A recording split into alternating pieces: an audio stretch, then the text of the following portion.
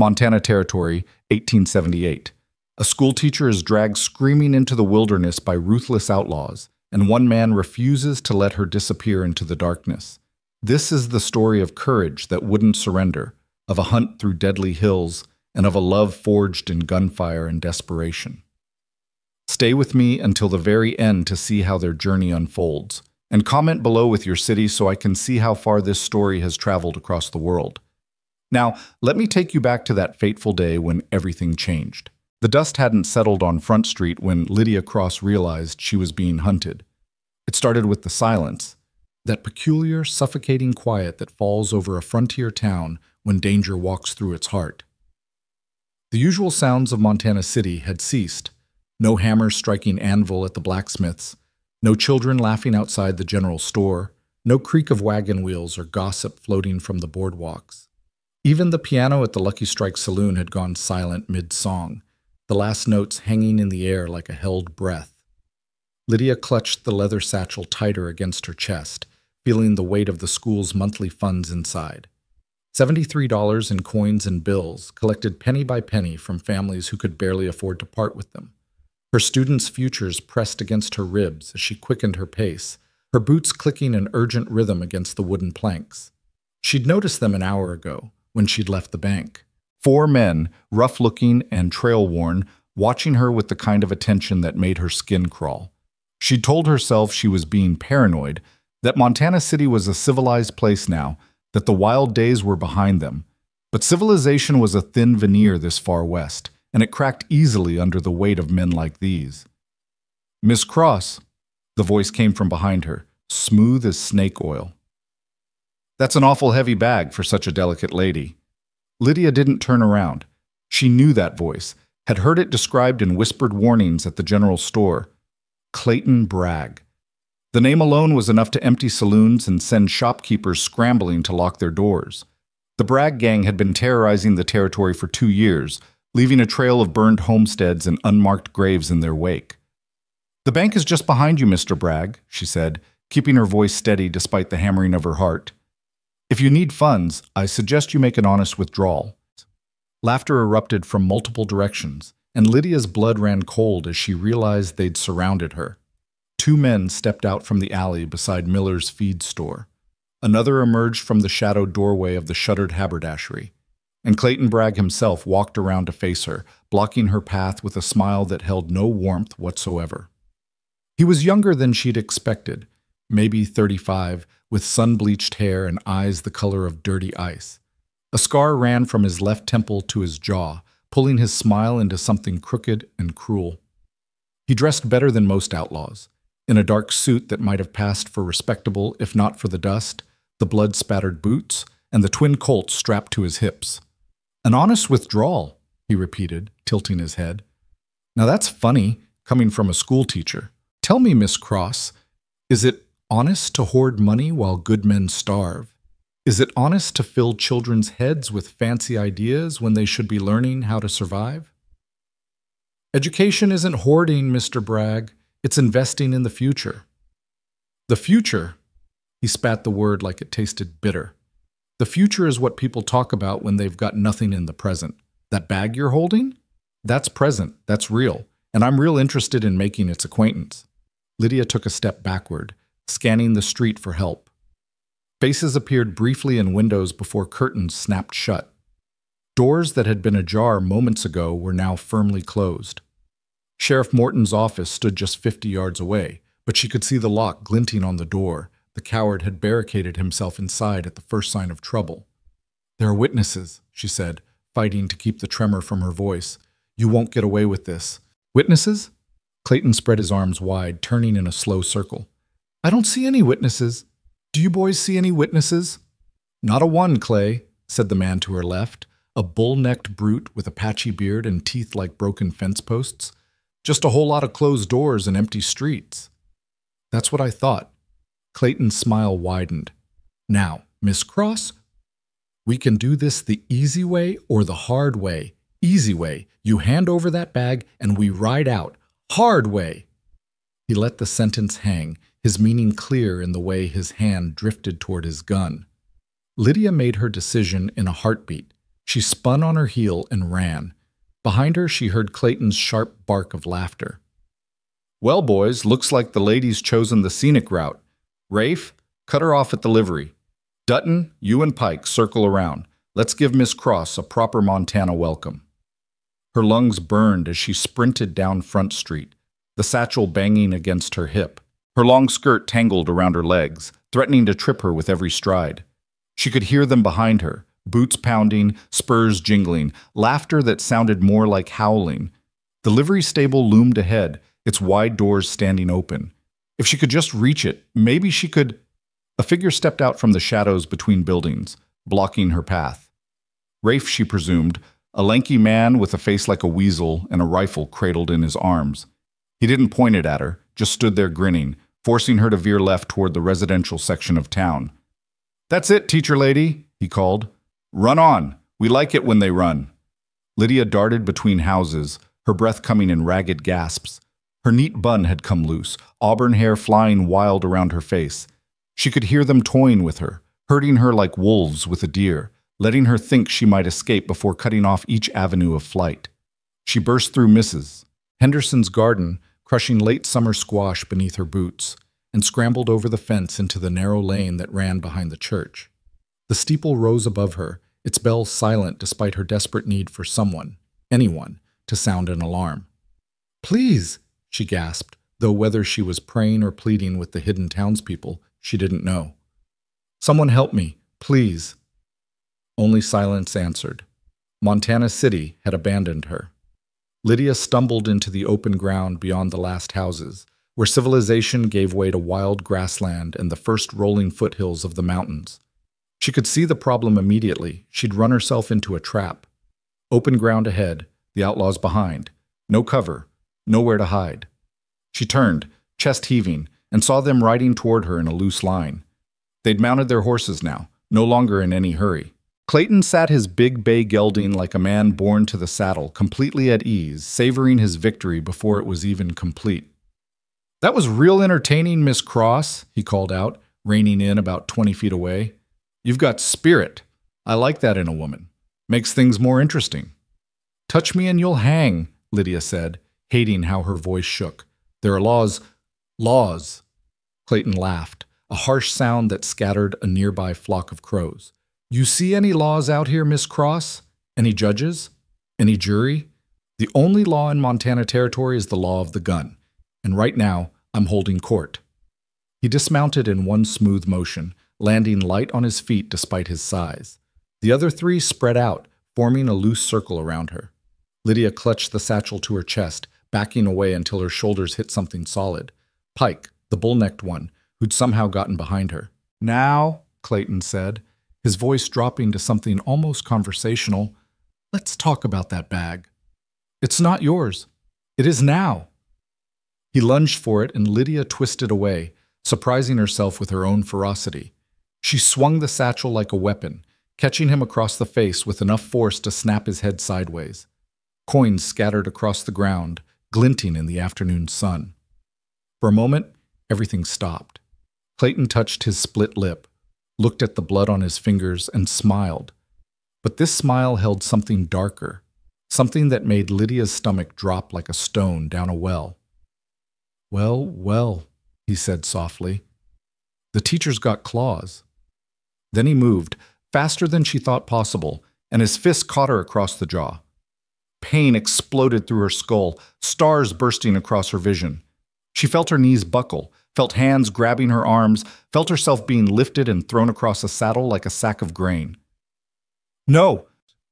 She fought, kicking and scratching, but Pike held her down with one massive hand pressed between her shoulder blades. "Let me go! Help! Somebody help me!" "Scream all you want," Pike growled in her ear. "Ain't nobody coming." Lydia twisted her head, desperate for any sign of rescue, and saw the town in the distance, saw curtains twitching, saw the barricaded sheriff's office, saw the complete absence of the courage she'd once believed defined frontier people. They were leaving her to her fate. "Mount up," Clayton ordered, swinging back onto his bay. His lip was still bleeding, but his smile remained fixed. "We've got a long ride ahead." "What about the money?" Dutton asked, gesturing to the coins scattered in the dust. Leave it. Let them see what happens when someone fights back. Clayton turned his horse toward the hills, where the pine forest grew thick and shadows pooled like dark water. We've got something more valuable now. They rode hard, pushing into the wilderness with the kind of confidence that came from knowing no pursuit would follow. Lydia's world became a nightmarish blur of motion, the rough leather of the saddle pressing into her stomach, the horse's powerful muscles bunching and releasing beneath her, the ground flying past just inches from her face. She tried to mark their path, tried to note landmarks that might help someone find her, a lightning-struck pine, a creek crossing, a distinctive rock formation, but everything blended together in her fear-addled mind. The valley gave way to foothills, foothills to steeper terrain. The afternoon sun slanted lower, throwing long shadows across the earth. They climbed for what felt like hours.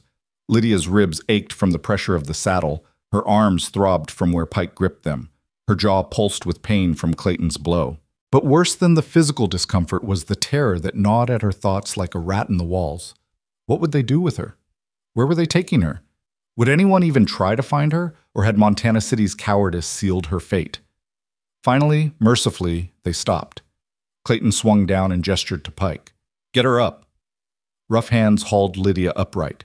The sudden change in position made her head swim, black spots dancing across her vision. Her legs nearly gave out when they dumped her on the ground, but she forced herself to stand, forced herself to face them with whatever dignity she had left. They'd stopped in a small clearing surrounded by dense forest. A stream burbled nearby, and through the trees she could see the valley spread out below. Montana City, just a smudge of civilization in the vast wilderness. They were miles from anywhere, miles from help. "Welcome to our hospitality, Miss Cross," Clayton said, spreading his arms. "It ain't much, but it's home for tonight." Lydia looked around the clearing, her mind racing. 4 armed men, countless miles from safety, no weapon, no plan. The odds weren't just bad, they were impossible. But she'd been teaching school for 6 years, and if frontier life had taught her anything, it was that impossible just meant difficult. "What do you want with me?" she asked, proud that her voice barely trembled. "Want with you?" Clayton pulled off his hat, running a hand through his sun-bleached hair. "Well, that's an interesting question. Originally, we just wanted the school funds, but then you had to go and hit me, and I started thinking a woman with that much fire might be worth keeping around." His eyes traveled over her in a way that made her skin crawl. "Might fetch a good price across the border, or might be we'll just keep you for entertainment." "Entertainment?" Lydia repeated the word flatly. "You mean slavery?" "I mean opportunity." Clayton's voice hardened. "You think I chose this life, teacher? You think I wanted to be an outlaw? I was a soldier once, fought for the Union, watched my friends die in the mud at Petersburg, came home to find my farm burned and my family dead. The world made me what I am, Miss Cross. I'm just returning the favor." "Everyone has a choice," Lydia said quietly. "You're choosing this." For a moment, something flickered in Clayton's eyes. Regret, maybe, or the ghost of the man he'd been before war and loss had twisted him into something monstrous. Then it was gone, replaced by cold calculation. "Tie her up," he ordered. "We'll move her to the canyon camp tomorrow. Tonight, we rest." Dutton produced a coil of rope, and before Lydia could react, her hands were being bound behind her back. The rough hemp bit into her wrists, tight enough to cut off circulation. They pushed her down against a tree trunk, securing her ankles as well. "Please," she said, hating herself for begging but unable to stop. "Please, you don't have to do this. Let me go. I won't tell anyone. I'll—" "Save your breath, teacher," Pike rumbled, checking the knots. "You're in this now, and the only way out is through whatever Clay decides." They moved away to set up camp, building a fire, unloading supplies. Lydia watched them through a haze of pain and fear, her mind churning through possibilities. She could try to work free of the ropes, but they'd tied her too well. She could scream, but who would hear her out here? She could plead, but these men had clearly moved beyond the reach of conscience. No, if she was going to survive this, she'd have to be smart, patient, wait for an opportunity, however small, and seize it with everything she had. The sun sank lower, painting the sky in shades of orange and purple. In the growing darkness, Lydia prayed, not the formal prayers she'd learned in Sunday school, but desperate, wordless pleas sent up to whoever might be listening. She prayed for courage, for opportunity, for rescue. She prayed that someone, somewhere, was looking for her. Sut, 15 miles away, at the edge of the valley, a man named Dane Mercer stood in his stirrups and stared at the horizon. Something was wrong. He couldn't have explained how he knew. It was the kind of instinct you developed after years in hard country, the same instinct that told you when a storm was coming or when a predator was watching from the trees. The hair on the back of his neck had been standing up for the past hour, and his gut twisted with a sense of wrongness that wouldn't let go. Dane had been checking fence lines for the Green Ranch, the largest spread in the territory, where he worked as foreman. It was honest work, good work, and it kept him busy enough to avoid thinking about the things he'd left behind. At 32, he'd already lived 2 lifetimes, one as a cavalry scout during the Indian Wars, and one trying to forget the things he'd seen and done. He'd succeeded, mostly, found peace in the rhythm of ranch work, and the simple pleasure of a job done well. He'd even started thinking about the future, about maybe finding a piece of land of his own, settling down properly. The war and its ghosts felt very far away. Until now. Dane's gray gelding, Prophet, shifted beneath him, sensing his rider's tension. Dane absently patted the horse's neck, his eyes still fixed on the distance. There, a smudge of dust rising from the direction of Montana City, moving fast, heading for the hills. Riders. Multiple horses pushing hard. Nothing unusual about that necessarily. Plenty of reasons for folks to ride fast in this country. Racing, chasing cattle, running messages. But something about the way they moved, the direction they were heading, the time of day, something felt wrong. Then he saw it. A flash of color that didn't belong. Something pale, something that caught the lowering sun. Something that looked like... Dane's blood went cold. A woman. Draped across a saddle, struggling. He didn't hesitate. In one fluid motion born of cavalry training, he turned Prophet toward the distant riders and kicked into a gallop. His hand dropped automatically to his side, checking the Winchester in its saddle scabbard and the Colt at his hip. Old habits, never forgotten. The landscape blurred as Prophet stretched out, powerful legs eating up ground. Dane leaned forward, giving the horse his head, trusting Prophet to find the best path. They crashed through a shallow creek, sending up silver sprays of water, then up the bank and into the scrub pine that marked the beginning of the hill country. He pushed harder, knowing he was losing precious minutes but unable to close the distance. The riders ahead had too much of a lead, and they knew where they were going. By the time Dane reached the edge of the forest, they'd vanished into the trees like smoke. But Dane hadn't tracked Apache warriors and Confederate raiders for nothing. He slowed Prophet to a walk, letting his eyes adjust to the forest's dimness, reading the signs. Fresh hoofprints, 4 horses, maybe 5. Broken branches at shoulder height where they'd pushed through carelessly. Disturbed pine needles marking their passage. The hunter in him woke up fully, that old familiar sharpness sliding into place like a blade into a sheath. His breathing slowed, his awareness expanding to take in every detail. The way the light fell through the canopy, the direction of the wind, the sounds of the forest around him. He became what he'd been trained to be, a predator tracking other predators. Following the trail grew easier as daylight faded. The riders ahead weren't bothering to hide their passage anymore, confident in their remoteness. Dane pushed on, even as the last light bled from the sky and the forest filled with shadows. He'd gone perhaps 10 miles when he smelled smoke. Dane dismounted, ground-tying Prophet with a soft word. The horse would wait, silent as a ghost. Dane had trained him personally, and Prophet knew the game. Moving on foot now, Dane slipped through the trees with the silence of long practice. Each step was placed carefully, weight distributed to avoid snapping twigs, body angled to slip between branches without rustling. Voices reached him first, rough and male, punctuated by laughter. Then light, a campfire flickering between the trees. Dane crept closer, using the darkness as cover until he could see into the clearing. 4 men, heavily armed. One of them had a scar from temple to jaw that showed clearly in the firelight. And there, bound against a tree, a woman. Even from this distance, even in the uncertain light, Dane could see her terror. She sat very still, but her eyes moved constantly, tracking the men, searching for escape. Her dress was torn, her face bruised, her hair falling wild around her shoulders. But there was something in the set of her jaw, the straightness of her spine despite everything, that spoke of a strength not yet broken. Dane's jaw tightened. He recognized the type of men he was dealing with. He'd fought alongside some, killed others. Outlaws, probably. Men who'd decided the rules didn't apply to them anymore. Dangerous, unpredictable, and cruel. 4 against 1 weren't bad odds, but they weren't good either. Dane was a competent fighter and a better shot, but if he went in shooting, the woman would likely die in the crossfire. He needed to be smart about this. "Please," he heard her say, her voice carrying clearly in the night air. "You don't have to do this." "Save your breath, teacher," one of the men rumbled. "You're in this now." Teacher.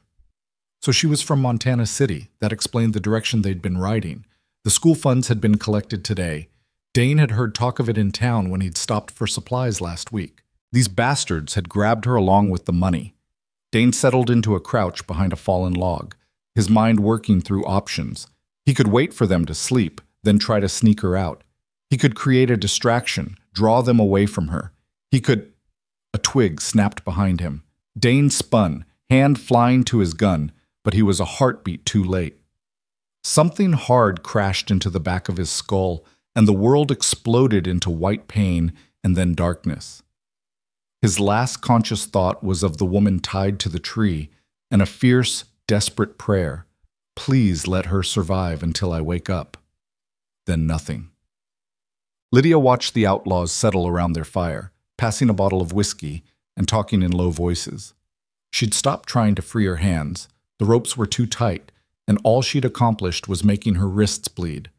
Instead, she conserved her energy, staying alert for any opportunity. She was terrified, yes, but she was also angry. Angry at the outlaws, angry at the cowardly townspeople, angry at herself for not being stronger, faster, smarter. Anger was better than despair. Anger could keep you alive. The hours crawled past. The whiskey bottle made several rounds, and the men's voices grew louder, their laughter coarser. Lydia closed her eyes, trying to block them out, trying to think of anything else. Her classroom, her students, the satisfaction of watching young minds open to new ideas. She thought of the life she'd built here, against all odds. She'd come west after her father died, fleeing the suffocating expectations of Philadelphia society. Everyone had told her she was crazy, that she'd be murdered by Indians or die of hardship. Instead, she'd found purpose, found joy in teaching children who had no other chance at education. She couldn't let it end like this. She wouldn't. A sound made her open her eyes. A different sound. Out of place. For a moment she thought she'd imagined it, but then she heard it again, a soft thud, followed by a muffled curse. The outlaws heard it too. Clayton rose smoothly, hand on his gun. "What was that?" "Probably just an animal," Dutton said, but his hand had moved to his rifle. "Pike, go check it out." The bull-necked man grumbled but stood, grabbing a lantern. Lydia watched him disappear into the trees, heard him crashing around in the underbrush. A minute passed. 2. Then Pike's voice, triumphant. "Well, well, look what we got here." He emerged from the darkness, dragging something. No, someone. A man, unconscious, blood matting his dark hair. Pike dropped him near the fire like a sack of potatoes. Clayton crouched down, rolling the stranger onto his back. In the firelight, Lydia could see him clearly for the first time. Tall, lean, somewhere in his 30s, with a weathered face and strong features. He wore working clothes, denim, leather, a bandana around his neck, and his gun belt suggested someone familiar with weapons. "Well, well," Clayton said softly, echoing Pike's words. "Looks like we got ourselves a hero." "You think he was following us?" Rafe asked nervously. "Had to be. Question is, was he alone?" Clayton stood, scanning the darkness beyond the firelight. "Dutton, Rafe, scout the perimeter. Make sure our friend here didn't bring company." The 2 men vanished into the night. Lydia stared at the unconscious stranger, her mind racing. Someone had followed. Someone had tracked them into the wilderness. Someone had cared enough to try. But now he was captured too, and she'd seen the look in Clayton's eyes. Whatever happened next wouldn't be good. The stranger groaned, his eyes flickering open. For a moment he looked confused, disoriented. Then awareness returned in a rush, and he tried to sit up, only to find Pike's boot planted firmly on his chest. "Easy there, hero," Pike growled. You ain't going nowhere. The stranger's eyes found Clayton, and Lydia saw something sharp and calculating in his gaze. Not fear, but assessment, measuring, planning.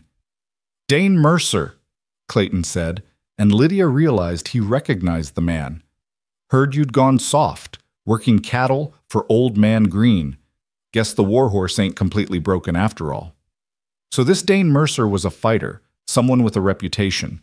Despite everything, Lydia felt a flicker of hope. "Bragg," Dane replied, his voice rough but steady. "Should have known you'd be behind something this stupid." Clayton's smile thinned. "Stupid? I've got the money and the girl. You're the one lying in the dirt with a cracked skull. Who's stupid now?" "You are, if you think you'll get away with this." Dane pushed against Pike's boot, trying to sit up. The big man pressed harder, forcing him back down.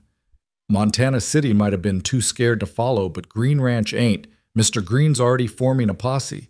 They'll be here by morning." It was a bluff, it had to be, but it was a good one. Lydia saw uncertainty flicker across Rafe's face when he returned from his scouting mission. Clayton saw it too. "Don't listen to him," he snapped. "He came alone, like an idiot, and now he's going to die alone. Search him." Pike patted Dane down roughly, removing his gun, a knife from his boot, and another smaller blade from his belt. He tossed the weapons aside, then hauled Dane to his feet and shoved him toward the tree where Lydia sat. "Keep 'em together," Clayton ordered. "Makes it easier to watch." Pike pushed Dane down beside Lydia, then tied his hands behind his back with the same rough efficiency he'd used on her. Their shoulders touched, and Lydia felt the solid warmth of him, the strength that even bound and injured hadn't been beaten out of him. "Sorry," Dane murmured, so quietly only she could hear. "I'm sorry I couldn't—" "Don't," Lydia whispered back. "Don't apologize for trying."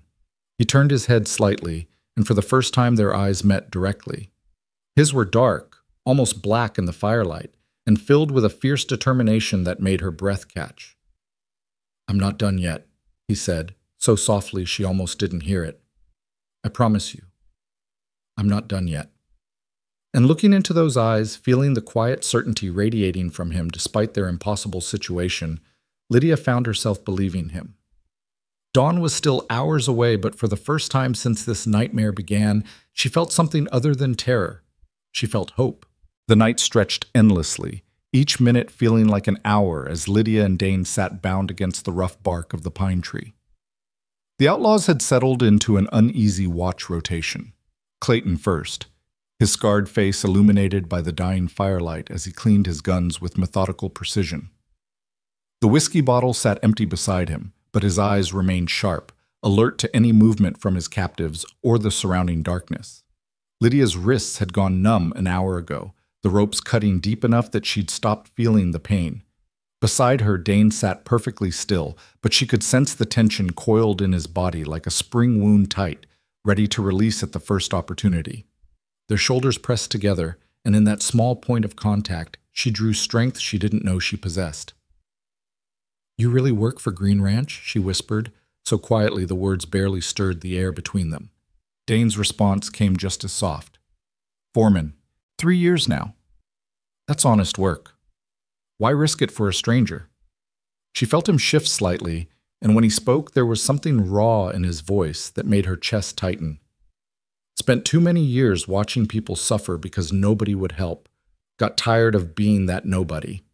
Before Lydia could respond, Clayton's voice cut through the darkness. "Save your breath, lovebirds. You'll need it for begging later." The threat hung in the air, but Lydia refused to give him the satisfaction of her fear. She'd been afraid for hours now, and fear had gotten her nowhere. Instead, she forced her mind to work, analyzing their situation with the same logical precision she used to solve mathematics problems with her students. 4 outlaws, 2 captives, deep wilderness. The odds were impossible, but impossible wasn't the same as hopeless. Her father had taught her that before he died, a professor of philosophy who'd believed that human will could overcome almost any obstacle. She'd thought it was just academic theory until she'd come west and learned that survival itself required that kind of stubborn refusal to accept defeat. The fire burned lower. Clayton's watch ended and Dutton took over, a wiry man with nervous hands who jumped at every sound from the forest. Less confident than Clayton, Lydia noted, possibly weaker. If an opportunity came, it might come during his watch. Beside her, Dane had gone completely still, his breathing slow and even. For a moment she thought he'd fallen asleep, but then she felt the subtle movement of his hands behind his back, working at the ropes with infinite patience. Her heart jumped. Was he actually managing to loosen them? "Don't," she breathed, barely voicing the word. "If they catch you—" "They won't." His certainty was absolute. "I've gotten out of worse bindings than this. Just need time." Time. They had until dawn, maybe. After that, Clayton had mentioned moving to some canyon camp, somewhere even more remote. If they were going to act, it had to be before they were moved. The hours crawled past with agonizing slowness. Lydia found herself drifting despite her terror, exhaustion finally overwhelming adrenaline. She jerked awake to find her head had fallen against Dane's shoulder, and pale gray light was beginning to seep through the trees. Dawn was coming. Clayton rose from his bedroll, stretching like a cat. In the growing light, his scar looked even more vicious, pulling his morning smile into something that made Lydia's stomach turn. "Morning, folks. Hope you slept well, because today's going to be a long ride." "Where are you taking us?" Lydia demanded, proud that her voice didn't shake. "Someplace special. Got a whole setup in the canyon. Hideout we've been using for 2 years now. Sheriff's been looking for it the whole time, and the fool still hasn't found it." Clayton kicked Dutton's boot. "Get up. We move in 30 minutes." The camp came alive with rough efficiency. Pike rekindled the fire while Rafe checked the horses. Clayton pulled out hardtack and jerky, tossing a piece to each outlaw but pointedly ignoring the captives. The smell of coffee filled the air, making Lydia's stomach clench with hunger she hadn't noticed until now. Dane shifted beside her, and she heard the softest whisper. "Almost there." Almost where? Almost free of the ropes? Her pulse quickened, but she forced herself to remain still, to show nothing on her face that might alert their captors. Clayton approached, crouching down in front of them with his coffee cup steaming in the cool morning air. "Now, here's how this is going to work. We're going to untie your feet so you can ride. You try to run, we shoot you. You try to fight, we shoot you. You do anything I don't like, we shoot you. Questions?" "Just one," Dane said calmly. "You really think you can hold us both and make it to your canyon? You're one man short of what you'd need, and you know it." Clayton's smile didn't waver, but something cold flickered in his eyes. "That's why the teacher's riding with Pike. One wrong move from either of you, and he breaks her neck. Simple as that." It was a good strategy, Lydia had to admit. Brutal and effective. They'd neutralized Dane's threat by making her the hostage. Any rescue attempt would get her killed. Pike called Lydia to her feet, his massive hands like iron manacles on her arms. Her legs nearly gave out. She'd been sitting so long the blood had pooled, leaving her feet full of pins and needles. She stumbled, and Pike caught her with a grip that would leave bruises. "Easy there, teacher," he rumbled. "Clay wants you alive. Didn't say nothing about comfortable." They cut the ropes around her ankles but left her hands bound. Pike lifted her onto his horse like she weighed nothing, settling her in front of him with his arms caging her in. She could smell him, sweat and leather, and something sour that made her want to gag. Dane was forced onto Rafe's horse in similar fashion, though she could see the tension in his shoulders, the way his eyes tracked every movement, every weapon. Still planning, still waiting. Clayton swung onto his bay gelding, looking like a general surveying his troops. "Mount up. We've got 10 miles of rough country to cover, and I want to be in the canyon by noon." They rode out as the sun cleared the eastern peaks, painting the forest in shades of gold and amber. Under different circumstances, it might have been beautiful. Instead, Lydia felt only dread as each mile took them farther from civilization, deeper into wilderness where screams would echo unheard. The trail, if it could be called that, wound through increasingly rough terrain. They forded ice-cold streams, scrambled up rocky slopes, and pushed through stands of pine so dense the sunlight barely penetrated. Pike kept one arm locked around Lydia's waist, holding her in place with casual brutality. Behind them, she could occasionally glimpse Dane on Rafe's horse. Their eyes met once, and she saw something in his gaze that made her breath catch. Not resignation, but calculation. He was planning something. They'd been riding for perhaps 2 hours when the forest suddenly opened into a ravine, its walls rising steep and rocky on either side. A creek ran through the bottom, and the trail narrowed to barely wide enough for a single horse. "Perfect ambush country," Clayton said cheerfully, as if reading Lydia's thoughts. "That's why we use it. Anyone tries to follow us through here, they're dead before they know what hit them." They entered the ravine in single file, Clayton leading, then Pike with Lydia, Dutton, and finally Rafe with Dane bringing up the rear. The walls rose higher, shutting out the sky, and Lydia felt the weight of all that stone pressing down on her. That's when Dane made his move. Lydia didn't see exactly how he did it. Later, she would marvel at the speed and precision. One moment, he was sitting docile behind Rafe, hands apparently still bound. The next, his arms came around the outlaw's throat in a chokehold while his legs locked around Rafe's waist. Rafe's horse reared, screaming. The outlaw clawed at Dane's arm, trying to breathe, and his rifle clattered against the rocks. Dane held on with grim determination, and within seconds, Rafe's struggles weakened. "Gun!" Clayton roared, wheeling his horse around. "Shoot him!" But the ravine was too narrow for a clear shot. Dane had chosen his moment perfectly.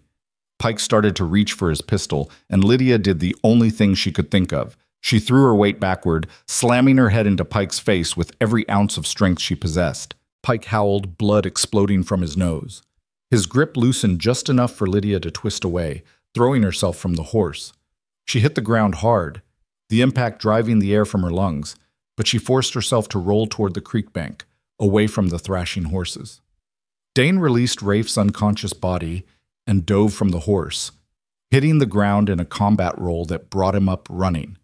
Clayton's gun barked twice, bullets sparking off rocks, but Dane was already moving, zigzagging with the instinct of a man who'd been shot at before. "Don't just sit there," Clayton screamed at Dutton. "Get them!" But the narrow ravine had become chaos. Pike's horse was rearing, terrified by the smell of blood. Rafe's mount had bolted, crashing through the creek. Dutton tried to unsling his rifle and almost fell from his saddle. Dane reached Lydia in 3 long strides, hauling her to her feet. "Run!" They ran.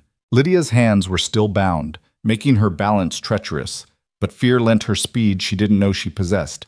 Behind them, gunfire erupted, bullets whining off the rocks. Dane pushed her ahead of him, using his body as a shield, and she felt him jerk as something struck him. "Keep going!" he gasped, and she heard pain in his voice. The ravine curved ahead, offering temporary cover. They rounded the bend, and Dane pulled her into a narrow crack in the rock wall, barely wide enough for them to squeeze through sideways. The sound of pursuit grew louder, horses' hooves on stone, Clayton's voice shouting orders, the metallic click of rifles being cocked. "This way," Dane whispered urgently. "There's a game trail. I saw it on the way in." He was right. The crack opened into a steep, narrow path that climbed the ravine wall, hidden from below by an overhang.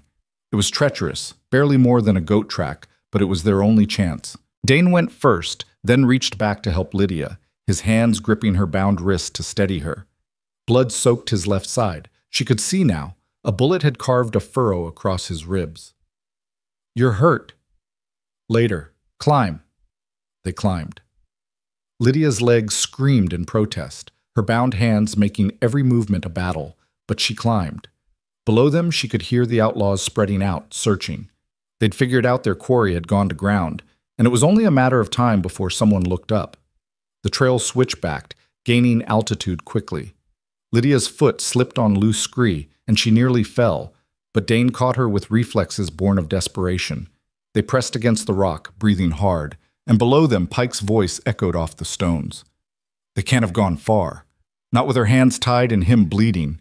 "Split up," Clayton ordered. "Pike, you and Dutton head downstream. They might have tried to reach the valley. Rafe, get back to camp and grab the tracking dogs. I'll search upstream."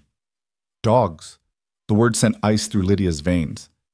If they had tracking dogs, it was over. Dane must have heard it too because his jaw tightened. He reached for the knife at his belt, then cursed softly. Pike had taken it during the search, but his fingers found something else, something the outlaws had missed in their overconfidence. A small folding knife, barely 3 inches long, tucked into a hidden pocket of his vest. He opened it with his teeth and began sawing at Lydia's ropes. The blade was dull, designed for utility, not combat, and progress was agonizingly slow. Below, she could hear Clayton moving through the creek, searching the banks, getting closer to their hiding spot. The last strand of rope parted. Lydia's hands came free. and she nearly sobbed with relief as blood rushed back into her fingers. Dane pressed the small knife into her palm. "If they catch us," he whispered, "don't let them take you alive, promise me." The words were brutal, but Lydia understood. She'd heard stories of what men like Clayton did to their captives, particularly women. Death might be a mercy. "I promise," she whispered back, "but we're not caught yet." Dane's mouth quirked in something that might have been a smile. "No, we're not." They continued climbing, slower now, but steadier with Lydia's hands free. The trail grew steeper, more exposed, but it also took them away from the searchers below. They crested the ravine wall and found themselves in thick forest again, the sounds of pursuit fading behind them. Dane paused, leaning against a tree, his breathing labored. The blood had soaked through his shirt entirely now, dripping onto the forest floor. Lydia moved to his side, her hands hovering over the wound, wanting to help but not knowing how. "We need to stop the bleeding," she said. "Can't stop. They'll bring those dogs, and dogs don't care if I'm bleeding. They'll follow the trail." He pushed away from the tree, swaying slightly. "Need to find water. Running water. Break the scent trail." "You can barely stand." "Don't have a choice." His eyes met hers, and she saw the stubborn determination that had driven him to follow her into the wilderness in the first place. "I'm not letting them take you back. Not after—" He stopped, jaw clenching against pain. "Not after I came this far." They moved through the forest like ghosts, Dane leading despite his injury, using every trick he'd learned in his years as a cavalry scout. He found deer trails and followed them, used pine branches to sweep away their tracks, led them through the thickest undergrowth where horses couldn't follow. But the blood kept dripping, leaving a trail even a blind man could follow. After what felt like hours, they heard it. The sound of water, not a creek, but something larger. They pushed through a final stand of pine and emerged on the bank of a river, wide and fast-flowing, churning white over rocks. "There!" Dane gasped. "We wade, upstream first, then downstream. Confuse the dogs." It was a good plan, but Lydia could see he was reaching the end of his strength. His face had gone gray beneath its tan, and he moved with the careful precision of someone fighting to stay conscious. They waded into the river, the icy water a shock that stole Lydia's breath. It came up to her waist, the current strong enough to nearly knock her off her feet. Dane kept one hand on her arm, steadying her, though she suspected she was steadying him just as much. They struggled upstream for perhaps 100 yards, then crossed to the far bank and worked their way downstream for twice that distance before finally emerging on the opposite side. Dane collapsed on the bank, his strength finally spent, blood mixing with river water on his soaked clothes. "I need to look at that wound," Lydia said, her voice shaking.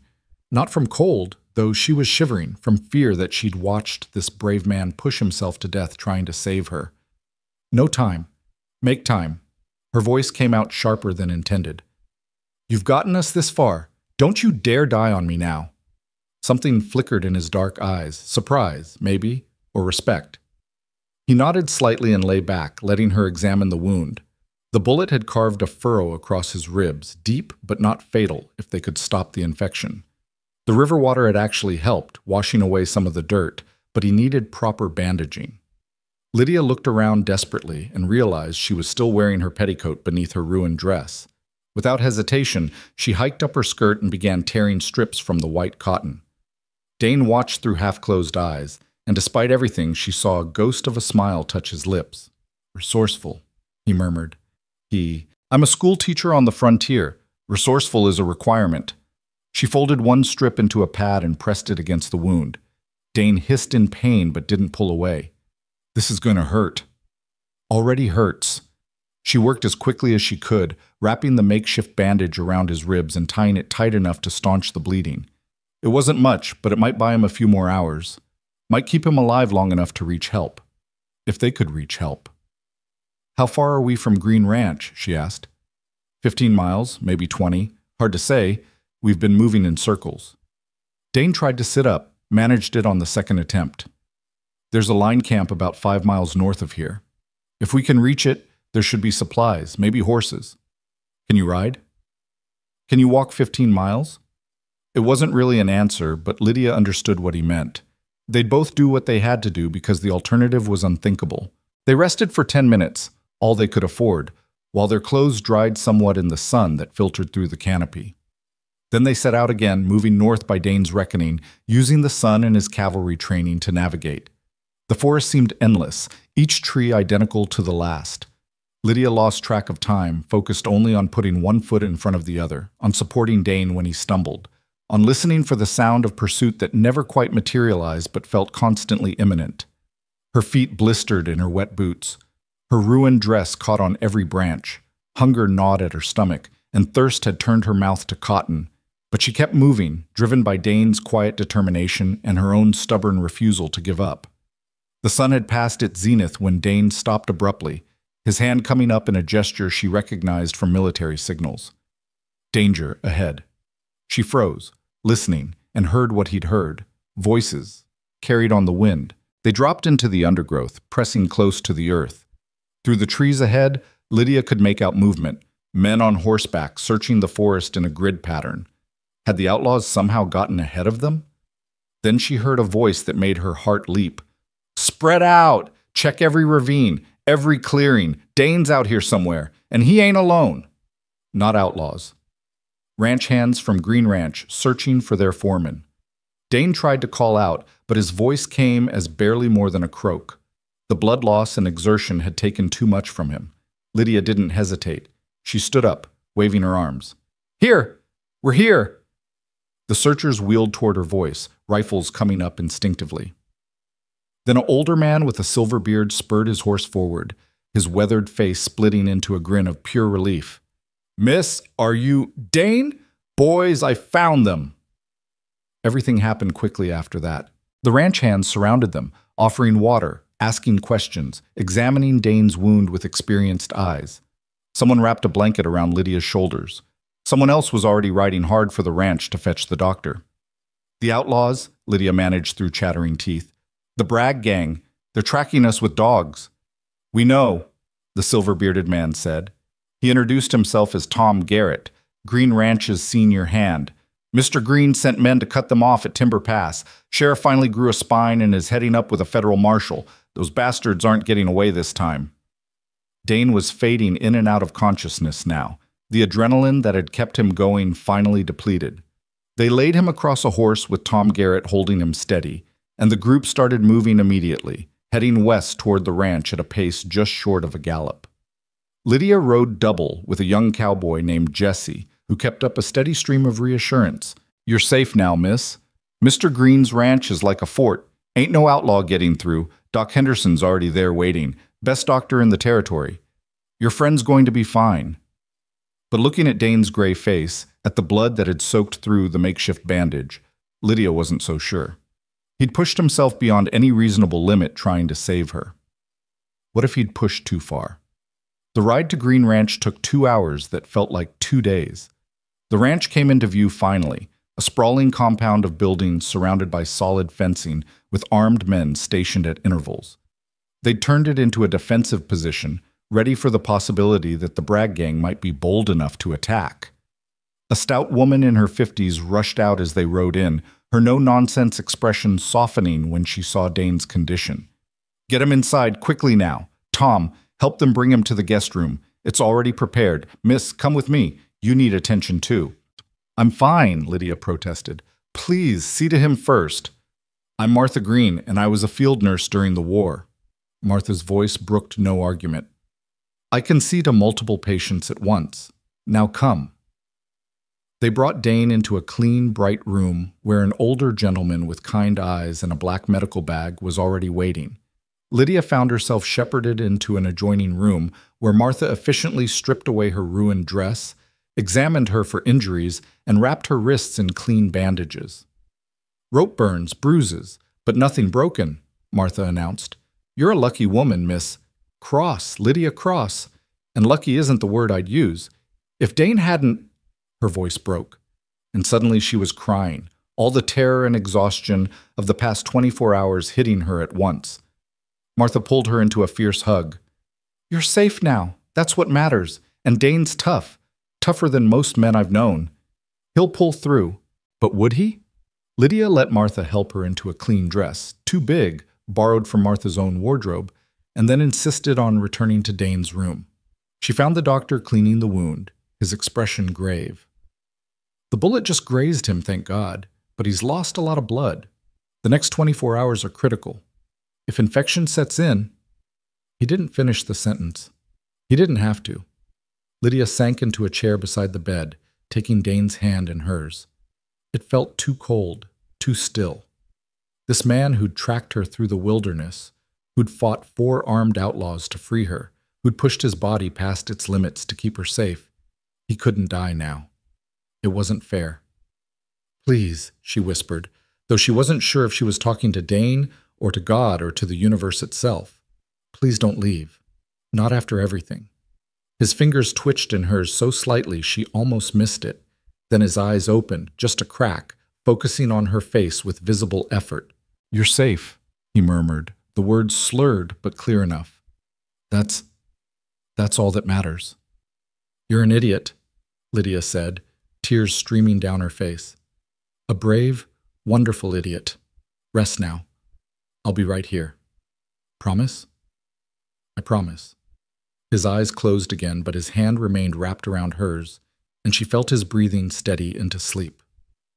Real sleep this time, not the unconsciousness of shock. Dr. Henderson checked his pulse, then nodded with cautious approval. "He's strong, stubborn. Those are good qualities for what's ahead. But he's not out of danger yet, Miss Cross. Someone should stay with him, watch for fever." "I will," Lydia said immediately. "Miss Cross, you've been through an ordeal yourself. You need rest." "I'll rest here." Her voice was steel. "I'm not leaving him." Martha exchanged a look with the doctor, then smiled. "I'll have Jessie bring in a more comfortable chair and some blankets. And food. When's the last time either of you ate?" Lydia couldn't remember. A day ago? 2? Time had become meaningless. They brought her soup and bread, which she ate without tasting. Outside, she could hear the controlled chaos of the ranch preparing for possible attack. Men checking weapons, positioning supplies, coordinating watch schedules. Mr. Green himself came by, a bear of a man with kind eyes, to check on Dane and assure Lydia that she was under his protection now. "Dane's the best man I've ever employed," he said gruffly. "Saved my life once, during a winter storm. Time I returned the favor by keeping you both safe." Night fell. The room grew quiet except for the sound of Dane's breathing and the occasional crackle from the fireplace. Lydia kept her vigil, checking his bandages, wiping his forehead, when fever started to rise around midnight, holding his hand and talking to him in a low voice about anything and everything. She told him about her students, about her favorite books, about why she'd come west in the first place. She told him about her dreams of opening a real school building instead of teaching in the church basement. She talked until her voice grew hoarse, believing somehow that her words might anchor him, might give him something to hold on to while his body fought. Around 3 in the morning, his fever broke. She felt the change immediately, his skin cooling, his breathing easing. Dr. Henderson had come to check on him and nodded with satisfaction. "He's turned the corner. Barring complications, he should make a full recovery. You did well, Miss Cross." "I just sat here." "You did more than that, and we both know it." The doctor smiled. "I'll leave you to your vigil. Call if you need anything." Dawn came slowly, painting the room in shades of gray and gold. Dane's eyes opened as the first sunlight touched his face, and this time they were clear, focused, aware.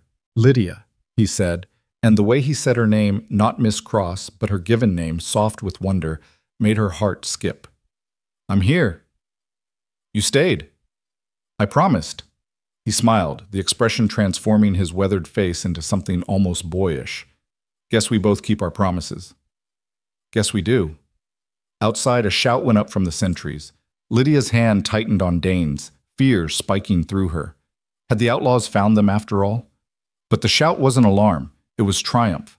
Through the window, she could see riders approaching, and at their head rode Sheriff Morton with a federal marshal beside him. Behind them, in chains, were Clayton Bragg and his men. They'd been caught at Timber Pass, just as Tom Garrett had hoped. The nightmare was finally, truly over. Dane tried to sit up, managed it with Lydia's help. Together they watched through the window as the outlaws were paraded past. Clayton's expression murderous even in defeat. His eyes swept the ranch compound, and for a moment they locked onto the window where Lydia and Dane stood. The outlaw leader's smile returned, cold and mocking. He couldn't reach them now, but his expression promised that this wasn't over, that somehow, someday, there would be a reckoning. Then the marshal jerked the chain, and Clayton stumbled forward, the moment broken. "It's finished," Lydia breathed. Dane's arm came around her shoulders, careful of his injury, but steady and sure. "Not finished," he said quietly, "just beginning." And looking up into his dark eyes, seeing the promise there, Lydia realized he was right. The terror was over, but something else had started in those desperate hours in the wilderness, something neither of them had expected, but both recognized as inevitable. Something worth fighting for, something worth surviving for. Something that felt, impossibly, like hope. The days that followed moved with a strange rhythm, time measured not in hours, but in the steady improvements of Dane's recovery and the gradual return of normalcy to Green Ranch. Lydia remained at his bedside through that first critical week, despite Martha's gentle insistence that she take a proper room and rest. She couldn't explain the pull she felt, the need to be near him, to reassure herself with each breath he took that he was truly alive and healing. Dane protested at first, his natural independence chafing against being bedridden and watched over. "You don't have to stay," he'd said on that second morning, his voice still rough from fever. "You should be resting, recovering yourself."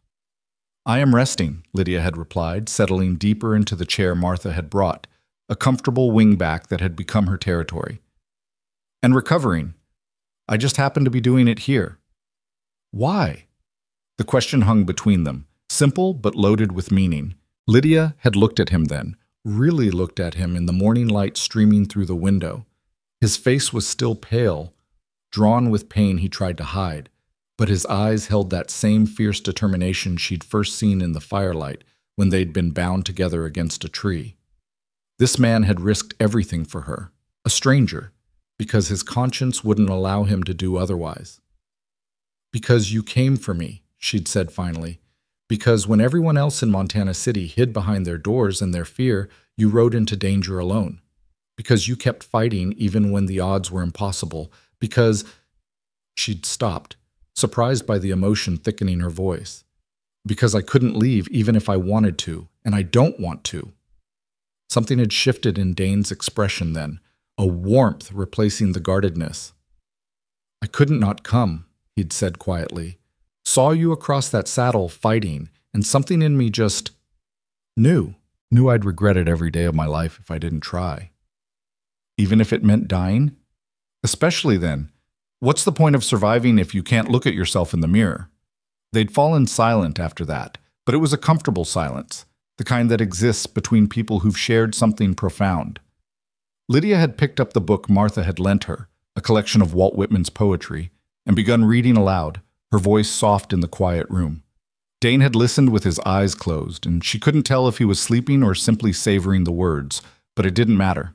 She read until her throat grew dry, and when she paused, his hand had found hers across the bed covers, squeezing gently in thanks. That had become their routine. She'd read to him, they'd talk in brief bursts about everything and nothing, and the silences between grew more companionable each day. Dr. Henderson came twice daily to check the wound, and each visit brought better news. The infection they'd feared never materialized, thanks to Martha's careful nursing and the clean river water that had washed the bullet graze. By the 5th day, Dane was sitting up without assistance. By the 7th, he was insisting on short walks around the room despite the doctor's protests. "Staying in bed makes a man weak," Dane had argued, leaning heavily on Lydia's arm as he made his third circuit of the room. "I've seen soldiers die not from their wounds, but from lying still too long." "You've also seen soldiers die from pushing too hard too fast," Dr. Henderson had countered, but there was approval in his eyes. 20 minutes, Mr. Mercer, then back to bed, or I'll have Martha sit on you." The threat had made Dane smile, a real smile that reached his eyes and made Lydia's heart do something complicated in her chest. She'd found herself noticing things about him in these quiet days. The way his hair fell across his forehead when he was tired, the small scar above his left eyebrow that she'd asked about and learned came from a childhood fall, The way his hands, calloused from years of ranch work, were surprisingly gentle when they held hers. She noticed too how the other ranch hands treated him, stopping by throughout the day with offerings of news and companionship. They called him boss, but it was said with respect rather than servility. Young Jesse brought him a chessboard, and they'd play long games while Lydia watched, fascinated by the strategic mind Dane revealed in his moves. Tom Garrett came each evening to brief him on ranch operations, refusing to let Dane feel useless just because he was healing. "Place runs itself, really," Tom had said on the 8th day, settling into the chair across from Dane's bed. "You trained us too well. Though I gotta say, boss, your timing for getting shot was terrible. We've got that herd to move next week. I'll be ready." "The hell you will." Tom's bushy eyebrows had drawn together. "Doc says 2 more weeks before you can ride, minimum, and that's riding gentle, not working cattle." Dane had started to argue, then caught Lydia's expression and subsided with a grimace. She'd learned that look, the one that said he knew she was right but didn't want to admit it. It made her want to smile and shake him in equal measure. "Fine," he'd conceded, "but I can oversee from a wagon. Make sure the new hands don't spook the herd. Deal. Now, about the other business." Tom had glanced at Lydia, then back to Dane. "Sheriff wants statements from both of you. Marshal, too. They're building a case against Bragg and his men. Seems there's federal charges involved. Mail robbery down in Wyoming last year." The mention of Clayton Bragg had cast a shadow over the room. Lydia had felt herself tense, the memory of those cold eyes and cruel smiles still vivid despite the days that had passed. Dane's hand had found hers immediately, an instinct now between them. "They're in custody?" Dane had asked. "Locked up tight in the territorial prison in Helena. Trial set for next month. Marshal says it's open and shut. They got caught with stolen property, weapons, and enough witnesses to hang them twice over." Tom had stood, settling his hat back on his head. "He'll want to talk to you both when you're ready. No rush, though. Those bastards aren't going anywhere." After Tom left, Lydia had moved to the window, looking out at the ranch yard where life continued in its steady rhythm. The sun was setting, painting everything in shades of amber and rose. She'd felt Dane's presence behind her before he spoke, the warmth of him near enough to touch, but holding back. "You're thinking about the trial," he'd said. "I'm thinking about having to see him again. Tell what happened. Face those men in a courtroom and—" She'd stopped, wrapping her arms around herself. "I know it's necessary. I know justice demands it. But the thought of being in the same room with Clayton Bragg, even with chains on him, I'll be there." Dane's voice had been quiet but absolute. "Every minute of it. He won't touch you again, Lydia. I swear it." She'd turned then, finding him closer than she'd realized, close enough to see the gold flecks in his dark eyes, close enough to feel his breath on her face. He'd lost weight during his recovery, she noticed, his features sharper, but the strength hadn't left him. It had just gone deeper, become something less about physical power and more about will. "You can't promise that," she'd whispered. "You can't control what happens in a courtroom, what he might say, or I can promise to be there, to stand between you and him if I have to make sure you never face him alone." His hand had come up, cupping her cheek with a tenderness that made her breath catch. "That much I can promise, and I do." Lydia had leaned into his touch without thinking, her eyes closing. When she'd opened them again, Dane's face had been so close she could see the faint stubble on his jaw, could feel the tension in him, the careful control of a man who wanted to close the distance, but wouldn't without permission. "Dane," she'd breathed, and it might have been a question or an answer or both. He'd kissed her then, soft and careful, as if she were something precious that might break. His lips had been warm against hers, tasting of the coffee Martha had brought earlier, and something else, something uniquely him. Lydia had made a small sound in her throat, her hands coming up to grip his shirt, and the kiss had deepened, grown more urgent. Then Dane had pulled back with a sharp intake of breath, his hand going to his injured side. The reminder of his wound, of how fragile his recovery still was, had doused them both like cold water. "I'm sorry," Lydia had said quickly, stepping back. "I shouldn't have. You're still healing. I wasn't thinking." "Don't." Dane had caught her hand, holding her in place. "Don't apologize for that. I've been wanting to do that since... Hell, Probably since I saw you fighting on that horse, all fire and courage." He'd smiled, though pain still tightened the corners of his eyes. "Just wish my timing was better." "Your timing is terrible," she'd agreed, but she was smiling too, and when he'd tugged her gently back toward the bed, she'd helped him settle against the pillows without protest. That had been 3 days ago, and they'd danced around that kiss since then, aware of it, aware of what it meant, but letting it exist without forcing definitions. There were bigger concerns anyway. The trial loomed like a storm cloud on the horizon, and Lydia had discovered that returning to normal life after trauma wasn't as simple as just deciding to do so.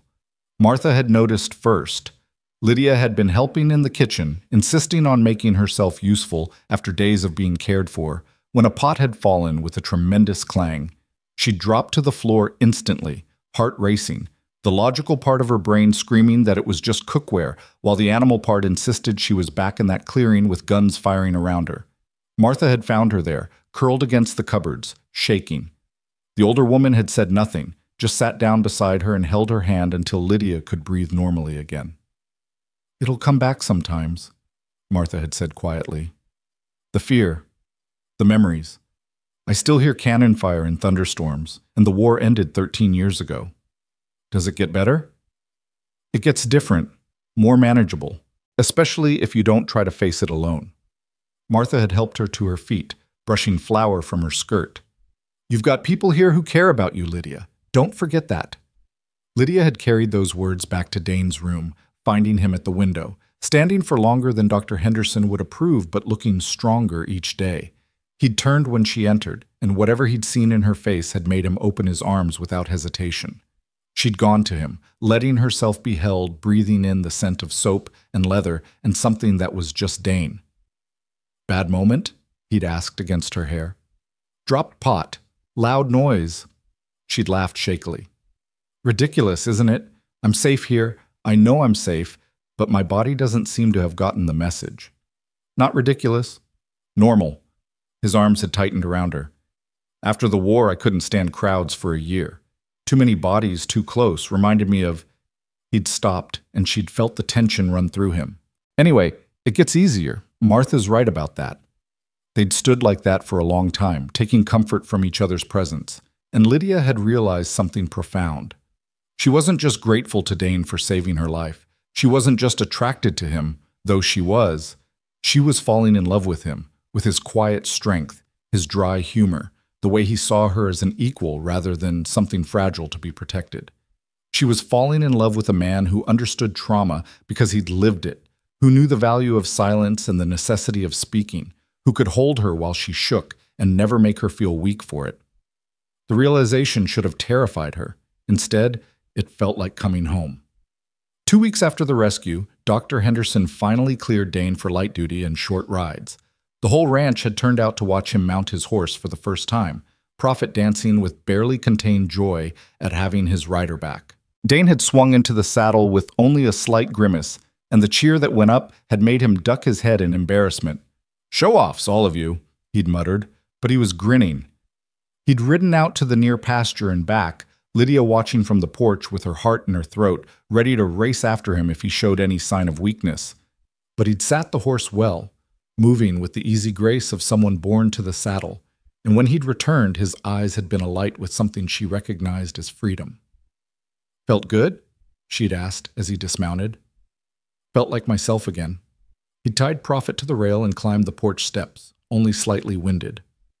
"Like, maybe I could start thinking about the future instead of just surviving the present." "What does your future look like?" It had been a casual question, but Dane had gone still, his eyes finding hers with an intensity that made her pulse quicken. "That depends," he'd said slowly, "on a lot of things. On whether certain people might want to be part of it." Before Lydia could respond, Tom had called out about a fence line that needed checking, and the moment had passed. But it lingered between them, a question asked and not yet answered, growing more urgent each day. The sheriff came the following week, accompanied by Federal Marshal James Brennan, a hard-eyed man with a reputation for fairness and an unwillingness to bend. They'd set up in Mr. Green's study, and Dane had insisted on being present when Lydia gave her statement, standing beside her chair like a silent guardian. She'd told them everything: the abduction, the ride into the hills, Clayton's threats, Dane's rescue attempt. The marshal had taken notes in a neat, precise hand, asking clarifying questions but never pushing when she struggled with certain details. Sheriff Morton had at least had the grace to look ashamed of his cowardice, though it didn't make Lydia respect him anymore. "Miss Cross," Marshal Brennan had said when she finished, "I want you to understand what we're dealing with here. Clayton Bragg has been wanted across 3 territories for 2 years. We've got charges of murder, robbery, assault, and now kidnapping. With your testimony and Mr. Mercer's, plus the physical evidence, we can put him and his gang away for life, but—" He'd paused, his expression grave. "The trial won't be easy. Bragg's lawyer will try to discredit you, make it seem like you're exaggerating or lying. He'll bring up your past, your reasons for coming west, anything he can use to cast doubt." "Let him try," Lydia had said, her voice steady despite the fear coiling in her stomach. "I'm not afraid of the truth. Even if the truth is painful." She'd thought about that, about the real reason she'd come west, not just for adventure or opportunity, but to escape a scandal that had ruined her reputation in Philadelphia. Her engagement to a prominent lawyer who'd turned out to be married, the whispers that had followed her, the assumption that she must have known, must have been complicit. She'd been innocent, but innocence didn't matter when society had already judged. "Even then," she'd said firmly, "Clayton Bragg and his men kidnapped me, threatened me, hurt me. If sharing my past is the price of seeing them punished, I'll pay it." The marshal had nodded with approval. "You're a brave woman, Miss Cross. The territory needs more people like you." After they left, Dane had found her in the garden, where Martha grew vegetables and herbs that she used for both cooking and medicine. Lydia had been sitting on a stone bench, her hands folded in her lap, trying to calm the trembling that had started after the interview ended. "He'll dig up everything," she'd said without preamble when Dane sat beside her. "The marshal was warning me. Clayton's lawyer will investigate my past, and he'll find—" She'd stopped, swallowing hard. "You should know, before you hear it in some courtroom or read it in a newspaper." "Lydia, you don't have to—" "Yes, I do." She'd turned to face him, needing him to understand. "In Philadelphia, I was engaged to a man named William Ashford. Prominent lawyer, respected family, everything society approved of. We were 3 weeks from the wedding when I discovered he already had a wife and 2 children, living in Boston." Dane's expression had darkened. "He lied to you. For 8 months, made me believe we had a future, that I was loved and wanted and building something real. When I confronted him, he said—" Her voice had caught, but she'd forced herself to continue. "He said it didn't matter, that his wife was sickly and wouldn't last long, that we could just continue as we had been. When I refused and broke the engagement, he spread rumors that I'd known all along, that I was a homewrecker who'd gotten cold feet." "That's—" Dane's hands had clenched into fists. "That's beyond reprehensible." Society believed him. Why wouldn't they? He was established, respected. I was just a school teacher's daughter with no family connections. The scandal destroyed my reputation. I couldn't find work, couldn't walk down the street without whispers following me. So I came west, where nobody knew my name or my history, and I started over." She'd watched his face carefully, trying to gauge his reaction. Would he see her differently now? Would he think less of her for the scandal, even though she'd been the victim? But Dane had simply reached over and taken her hand, his thumb tracing gentle circles on her palm. "Thank you for telling me," he'd said quietly. "And I'm sorry you went through that. No one should have their trust betrayed that way." "You don't think less of me?" "Why would I?" He'd sounded genuinely confused. "You were deceived by a bastard who manipulated you." That reflects on his character, not yours. The relief had been so intense it made her dizzy. Not everyone sees it that way. Then not everyone is worth considering. Dane had shifted closer, his shoulder pressing against hers. "Lydia, I've done things in the war that still haunt me. I've killed men, burned homes, followed orders I knew were wrong because that's what soldiers do. If we're measuring worth by past mistakes and misfortunes, I've got no room to judge anyone. That was war. You were following orders. And you were following your heart, believing someone you loved. We both did what seemed right at the time with the information we had." He'd paused, then added quietly, "The difference is, you got to keep your conscience clear. Mine's got stains that won't wash out." They'd sat in silence for a while, hands joined, taking comfort from each other's presence. A robin had landed nearby, pecking at the earth for worms, oblivious to the human drama unfolding on the bench. "Dane," Lydia had said finally, "when this is over, the trial, the testimony, all of it, what happens then?" "What do you want to happen?" It was a fair question, but one she hadn't let herself fully consider. What did she want? To go back to teaching in Montana City, pretending nothing had changed? To leave the territory entirely, start fresh somewhere else? To stay at Green Ranch, living on kindness and charity? No, none of those felt right. She'd stopped, gathering courage. "I want to know if that kiss meant what I think it did. If this thing between us is just gratitude and proximity, or if it's something more, something that might have a future." Dane had been quiet for so long she'd thought she'd miscalculated, pushed too far too fast. Then he'd stood, drawing her up with him, and cupped her face in both hands with a gentleness that made her breath catch. "It meant everything," he'd said, his voice rough with emotion. "From the moment I saw you fighting on that horse, something in me recognized you. And these past weeks, getting to know you, your strength, your intelligence, your kindness despite everything you've suffered, I've fallen in love with you, Lydia Cross. Completely, irrevocably in love with you." Her heart had seemed to stop, then restart at double speed. "You love me. I love you. And when this trial is over, when the nightmares start to fade and we can both think about tomorrow without fear," he'd paused, seeming to choose his words carefully. "I want to call on you properly, court you the right way, not in a sick room or hiding from outlaws, but with flowers and Sunday dinners and time to just be together without crisis forcing every moment." "Flowers and Sunday dinners," Lydia had repeated, smiling through the tears that had started to fall. "That sounds perfect. That sounds—" Her voice had broken. "No one's ever wanted to court me before. Not really. William wanted a trophy, something pretty to show off. But you—" "I want a partner," Dane had finished. "Someone to build a life with. Someone who sees me as I am and chooses me anyway. If that's something you might want too." She'd kissed him then, rising up on her toes to press her lips to his, pouring everything she felt into that contact. His arms had come around her, careful of his healing side but strong and sure, and they'd stood there in Martha's garden kissing like they were the only two people in the world. When they'd finally pulled apart, both breathing hard, Dane had rested his forehead against hers. "I'll take that as a yes." "That's a yes," she'd confirmed, laughing. "To courting, to flowers, to Sunday dinners, to whatever comes next. Yes to all of it." The next 3 weeks had passed in a blur of preparation and growing anticipation. Dane had healed completely, returning to full duties on the ranch despite Martha's continued fussing. Lydia had returned to Montana City to resume teaching, finding her classroom unchanged, but herself irrevocably transformed by what she'd endured. Dane had ridden to town every Sunday without fail, always arriving just as church let out, always with wildflowers clutched in one hand. They'd walk by the creek that ran behind the town, talking about everything and nothing, learning each other's dreams and fears and hopes.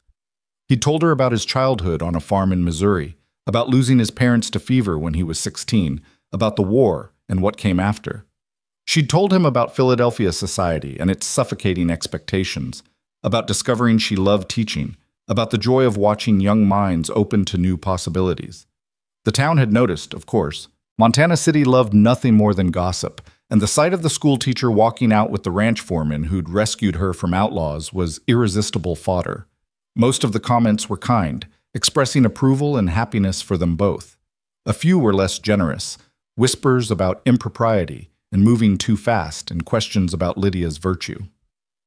Dane had heard one such comment outside the general store and had turned to face the gossip with cold fury in his eyes. "Mrs. Patterson," he'd said, his voice carrying across the street, "if you have something to say about Miss Cross, I suggest you say it to her face instead of whispering behind her back. Or better yet, consider that a woman who survived what she survived deserves respect, not judgment from people who hid in their houses while she was dragged away." The woman had turned bright red and scurried off, and no one had whispered within Dane's hearing after that. But Lydia had heard the comments anyway, had felt the weight of speculation and judgment from people who thought they understood her story, but couldn't, unless they'd lived it themselves. She'd mentioned it to Dane during one of their Sunday walks, trying to keep her voice light, but failing. They think I'm fast, that I threw myself at you out of gratitude or because my reputation was already ruined. They're idiots, Dane had said flatly. Anyone with eyes can see what we have is real. Can they? How can anyone tell the difference from the outside? He'd stopped walking, turning to face her with an expression so serious it made her pulse quicken. Lydia, I don't give a damn what people think they see. I know what I feel, and I know what you feel. That's all that matters. It's not all that matters. I'm a teacher. My reputation affects my ability to do my job, to be trusted with children. If people think, then marry me. The words had hung in the air between them, impossible and perfect. Lydia had stared at him, certain she'd misheard. What? Marry me. Dane had reached into his vest pocket and pulled out a ring, a delicate gold band set with a pearl that caught the afternoon sunlight. This was my mother's. Only thing I have left of her.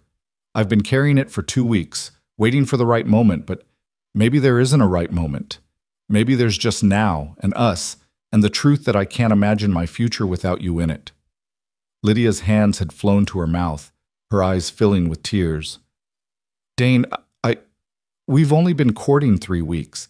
People will always say something. Let them. Marry me anyway. He'd taken her hand, pressing the ring into her palm. I love you. You love me. We've already been through hell together and came out stronger. Everything else is just details. Details, she'd repeated, laughing through her tears. Marriage is just details? Important details, he'd conceded with a slight smile, but secondary to the main point, which is that you're mine and I'm yours, and I want the whole territory to know it. His expression had grown more serious. I know it's fast. I know by all conventional wisdom we should wait longer, court properly for 6 months or a year. But Lydia, life's too short and too uncertain to waste time on should and supposed to. If you need more time, I'll wait. I'll wait as long as you need. But if you're sure, if you know in your heart what I know in mine, yes, she'd breathed, cutting him off. Yes, I'll marry you. I don't need more time to know you're the best man I've ever met, that what we have is real and rare and worth fighting for. Yes to all of it. Dane had swept her up in a kiss that made her dizzy, spinning her around like she weighed nothing. When he'd set her down, they'd both been grinning like fools, and she'd slipped her mother's ring onto her finger where it fit perfectly.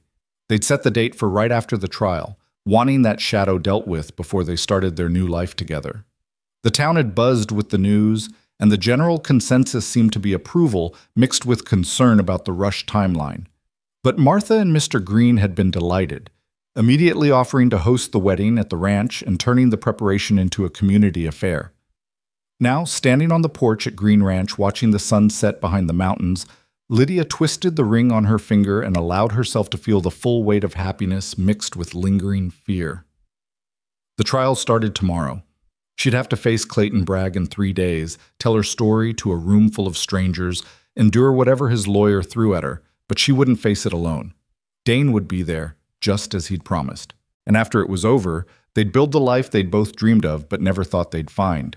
Behind her, the door opened and Dane emerged, 2 cups of coffee in his hands. He passed her one and stood beside her, his shoulder brushing hers in the way that had become natural between them. Thinking about tomorrow? He asked quietly. Thinking about everything. Tomorrow, the trial, the wedding, the future. She took a sip of coffee, letting the warmth spread through her. It's a lot. It is, but we'll handle it. Together. Together. The word had never meant so much. Lydia leaned into Dane's solid warmth, watching the last light fade from the sky and stars begin to emerge one by one. Whatever tomorrow brought, whatever happened in that courtroom, they'd face it the way they'd faced everything else, with courage, with honesty, and with the certainty that some things were worth fighting for. Some things like justice, like truth, like the rare and precious gift of finding someone who saw all of you, shadows and light, and chose you anyway. I love you, she said into the gathering darkness. Dane's arm came around her shoulders, holding her close. I love you too. Always will. And there, on the porch with the Montana sky spreading vast and star-filled above them, Lydia let herself believe it. The territorial courthouse in Helena sat like a fortress at the end of Main Street, its stone walls weathered by years of Montana winters, and the weight of countless judgments rendered within. Lydia stood on the steps the morning the trial began, Dane's hand warm and steady in hers, and tried to quiet the trembling that had started the moment they'd left Green Ranch before dawn. The ride to Helena had taken 2 days, Mr. and Mrs. Green insisting on accompanying them along with Tom Garrett and young Jesse, who'd appointed himself Lydia's unofficial guardian.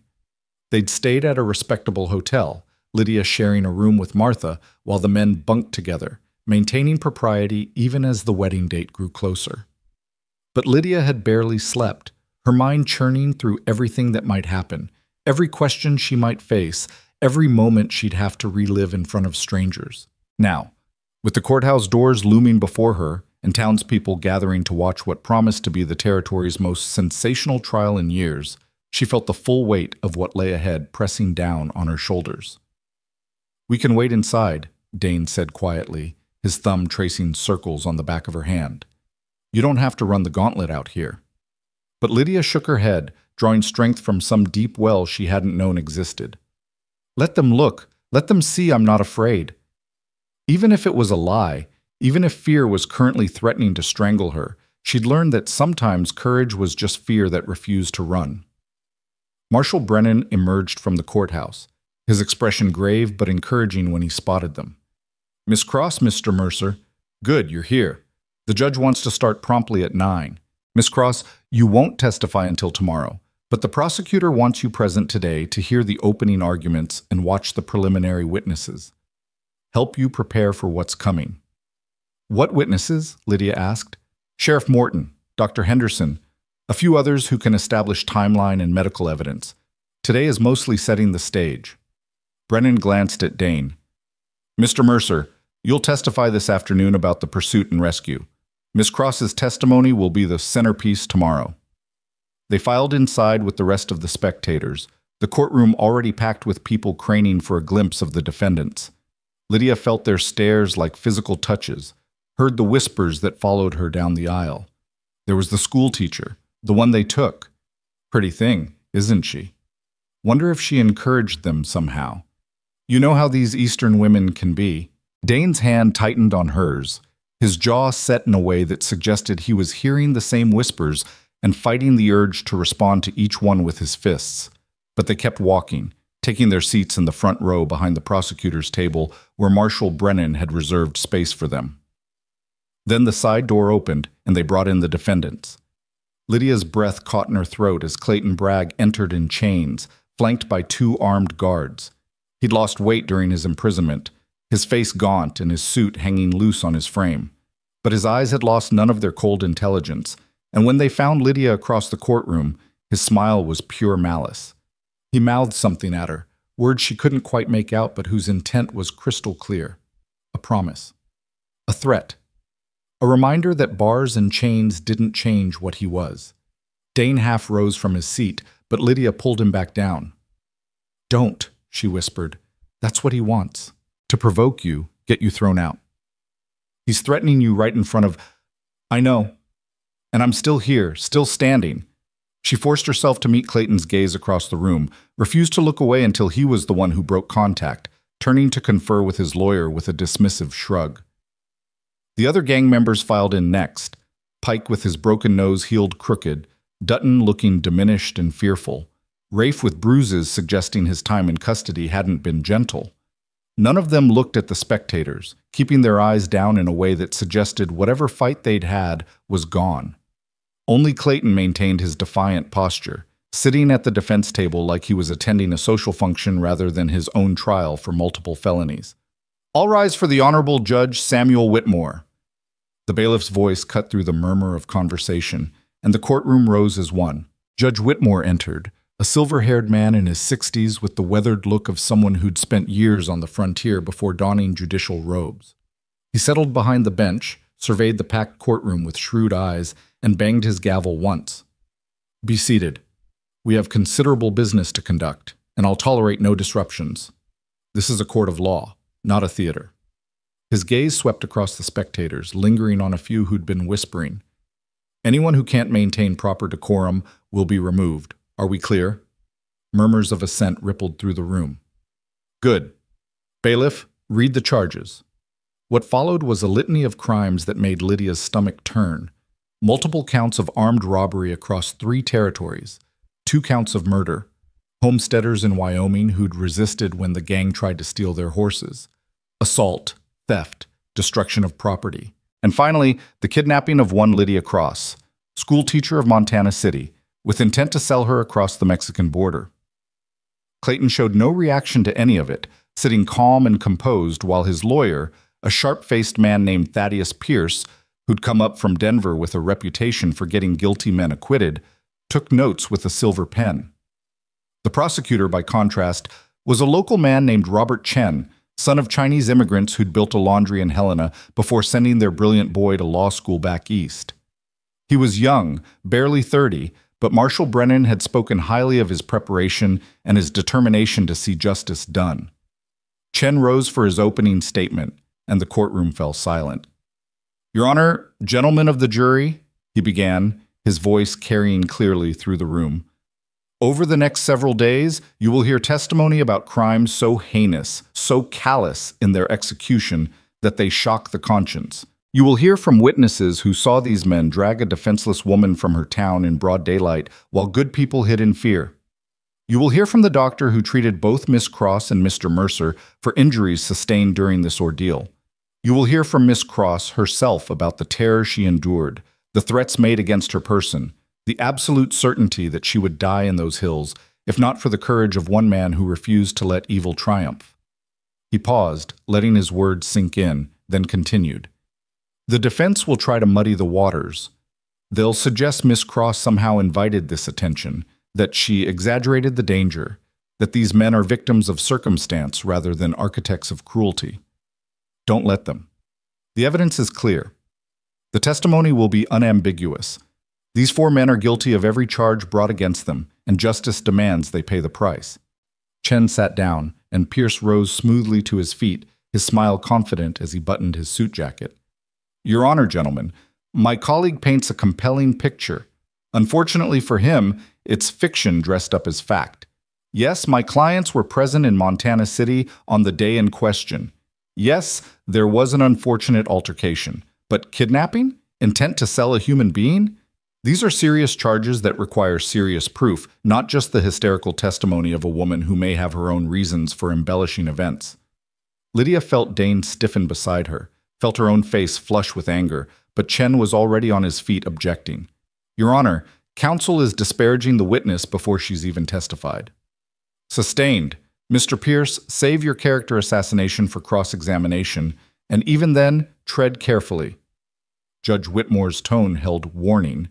Pierce inclined his head unruffled. "Of course, Your Honor. I simply want to caution the jury against accepting any testimony at face value. Question everything. Demand proof. Remember that a man's liberty, 4 men's liberty, hangs in the balance." The morning proceeded with procedural matters and preliminary witnesses. Sheriff Morton took the stand and admitted, his face burning with shame, that he'd barricaded himself in his office rather than confront the Bragg gang. His testimony established the timeline and the town's fear, but did little else. Dr. Henderson followed, describing the injuries he'd treated on both Lydia and Dane with clinical precision. "The bullet graze on Mr. Mercer's ribs was consistent with being shot at close range," Henderson testified. "Another inch to the right and it would have pierced his lung. He'd lost significant blood by the time he reached Green Ranch and was on the verge of shock. Miss Cross's injuries included severe rope burns on her wrists, bruising consistent with being struck in the face, and various contusions from being thrown across a horse and later from her escape attempt." Pierce cross-examined briefly, suggesting the injuries could have come from any number of sources, but Henderson shut him down efficiently. "I've practiced medicine for 30 years, Mr. Pierce. I know the difference between injuries from a fall and injuries from assault. These were assault." They broke for lunch, and Lydia found herself surrounded by well-wishers and curiosity seekers in equal measure. Martha ran interference, hustling her to a quiet restaurant where they could eat without being stared at like zoo animals. But even there, Lydia could feel eyes on her, could hear whispered speculation about her character, her past, her relationship with Dane. Let them talk, Martha said firmly, pressing a cup of tea into Lydia's hands. They'll find something else to gossip about next week. What matters is that jury box, and from what I could see, those 12 men were listening to Chen and believing him. Pierce hasn't started yet, Lydia said quietly. He hasn't had his chance to tear me apart. Then let him try. You're stronger than any story he can tell about you. Martha squeezed her hand. Trust in that. The afternoon session began with Dane's testimony, and Lydia watched him take the stand with her heart in her throat. He looked uncomfortable in his formal clothes, a suit borrowed from Mr. Green that didn't quite fit his broad shoulders, but his voice was steady as he swore to tell the truth. Chen led him through the events methodically, spotting the dust cloud, seeing Lydia across the saddle, tracking the gang into the hills, the failed rescue attempt and subsequent capture, the escape and pursuit through the wilderness. Mr. Mercer, you're the foreman of Green Ranch, one of the territory's most successful operations. You have considerable responsibilities there. Why risk your life for a stranger? Dane's eyes found Lydia's across the courtroom. Because it was the right thing to do. Because I saw someone in danger and couldn't walk away. Because... He paused, seeming to choose his words carefully. Because some things matter more than safety or convenience. Doing what's right matters. Protecting the innocent matters. And Miss Cross's life mattered more to me than my own. A ripple went through the courtroom, and Lydia felt tears prick her eyes. Pierce objected, calling the testimony emotional rather than factual, but Judge Whitmore overruled him. The witness is explaining his motivations, which goes to his credibility. Continue, Mr. Chen. Chen took Dane through the rest. The confrontation in the ravine, the bullet that had nearly killed him, the desperate flight through the forest. With each detail, the jury members' faces grew more grave, more convinced of the defendant's guilt. Then Pierce stood for cross-examination, and the tone shifted immediately. Mr. Mercer, you testified that you're foreman at Green Ranch, but that's not your only qualification, is it? You were a cavalry scout during the Indian Wars, correct? Yes. Saw considerable action? Participated in raids? Killed men? Chen objected. Relevance, Your Honor? I'm establishing the witness's background and potential bias, Pierce said smoothly. A man accustomed to violence might see threats where none exist. I'll allow it, but make your point quickly, Mr. Pierce. Pierce turned back to Dane. How many men have you killed, Mr. Mercer? Dane's jaw tightened. I don't keep count. Dozens? Hundreds? I followed orders during wartime. That's not the same as what your clients did. Isn't it? You tracked people through wilderness, attacked them, shot them. How is that different from what you claim my clients did? The difference, Dane said, his voice hard as iron, is that I was fighting armed combatants in declared conflict. Your clients dragged an unarmed woman from her home to sell her like cattle. If you can't see the distinction, that says more about you than me. The courtroom erupted in murmurs, and Judge Whitmore banged his gavel. Order, Mr. Pierce, move on. But Pierce had made his point, or tried to, painting Dane as a violent man prone to seeing threats everywhere. He continued probing, suggesting that perhaps Dane had exaggerated the danger to make himself look heroic, that maybe Clayton and his men had just been passing through, and Dane had attacked them unprovoked. It was masterful lawyering and complete fiction, and Lydia watched the jury struggle between the compelling testimony they'd heard and the doubt Pierce was sowing. When Dane finally stepped down, he looked exhausted, and Lydia squeezed his hand as he returned to his seat beside her. You did well, she whispered. You told the truth. That's all anyone can ask. He's good, Dane replied grimly, nodding toward Pierce. Better than I expected. Tomorrow, when it's your turn, I know, he'll come at me twice as hard. Lydia took a shaky breath. But I'm ready. I have to be. That night, back at the hotel, Lydia stood at the window of her room watching the stars emerge over Helena's rooftops. Tomorrow would be the hardest day, the one she'd been dreading since this whole ordeal began. She'd have to face Clayton in that courtroom, tell her story while he stared at her with those cold eyes, endure whatever Pierce threw at her about her past and her character. A soft knock came at the door, and Martha's voice followed. Lydia, someone's here to see you. Lydia opened the door to find Dane in the hallway, still in his borrowed suit, but with the tie loosened and the jacket discarded. Martha gave them both a knowing look, then retreated to her own room with instructions to keep the door open for propriety's sake. Dane stepped inside, leaving the door ajar as instructed, and pulled Lydia into his arms without a word. She melted into his embrace, breathing in his familiar scent, letting his solid presence anchor her. "I'm scared," she admitted against his chest. "Not of telling the truth, but of him. Of having to sit there while Pierce calls me a liar, and worse, while Clayton smiles like he knows something I don't. I'm scared of falling apart in front of all those people." "Then fall apart," Dane's voice rumbled through his chest. "If you need to cry or shake or show fear, do it. The jury needs to see you're human, that what happened affected you. That's not weakness, Lydia. That's truth. What if they don't believe me?" "They will, because you're telling the truth, and truth has a way of shining through lies." He pulled back enough to cup her face in his hands. "And no matter what happens in that courtroom, no matter what Pierce says or implies, I know who you are. The town knows, everyone who matters knows. Don't let him take that from you." Lydia nodded, trying to believe him, trying to hold on to the certainty in his voice like a lifeline. They stood together in the quiet room, her door open to satisfy propriety while they stole these precious minutes of comfort before the storm. The morning of her testimony arrived too quickly. Lydia dressed with care in a simple but respectable dress Martha had helped her choose. Modest but not dowdy, attractive but not provocative. Every choice felt weighted with meaning. Every detail something Pierce might twist into evidence of poor character. The courtroom was even more packed than before, word having spread that today would feature the dramatic testimony everyone had been waiting for. Lydia took her seat beside Dane and tried to ignore the stares, the whispers, the way Clayton's eyes tracked her every movement. "The prosecution calls Miss Lydia Cross." Chen's voice seemed to come from very far away.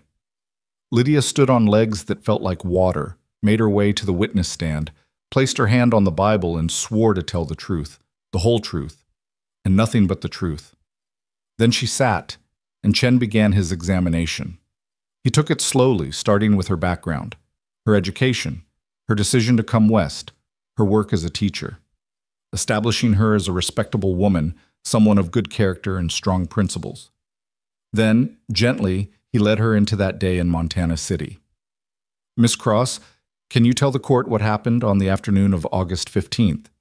Lydia took a breath and began. She told them about collecting the school funds, about noticing Clayton and his men following her, about trying to reach safety while the town hid in fear. She told them about Clayton's demands, about fighting back, about being struck and thrown across a horse. Her voice shook as she described the ride into the hills, the threats Clayton had made, the certainty that she would die out there. The courtroom was absolutely silent, every person hanging on her words. Lydia allowed herself one glance at the jury and saw belief on their faces, saw anger and sympathy and determination. They believed her.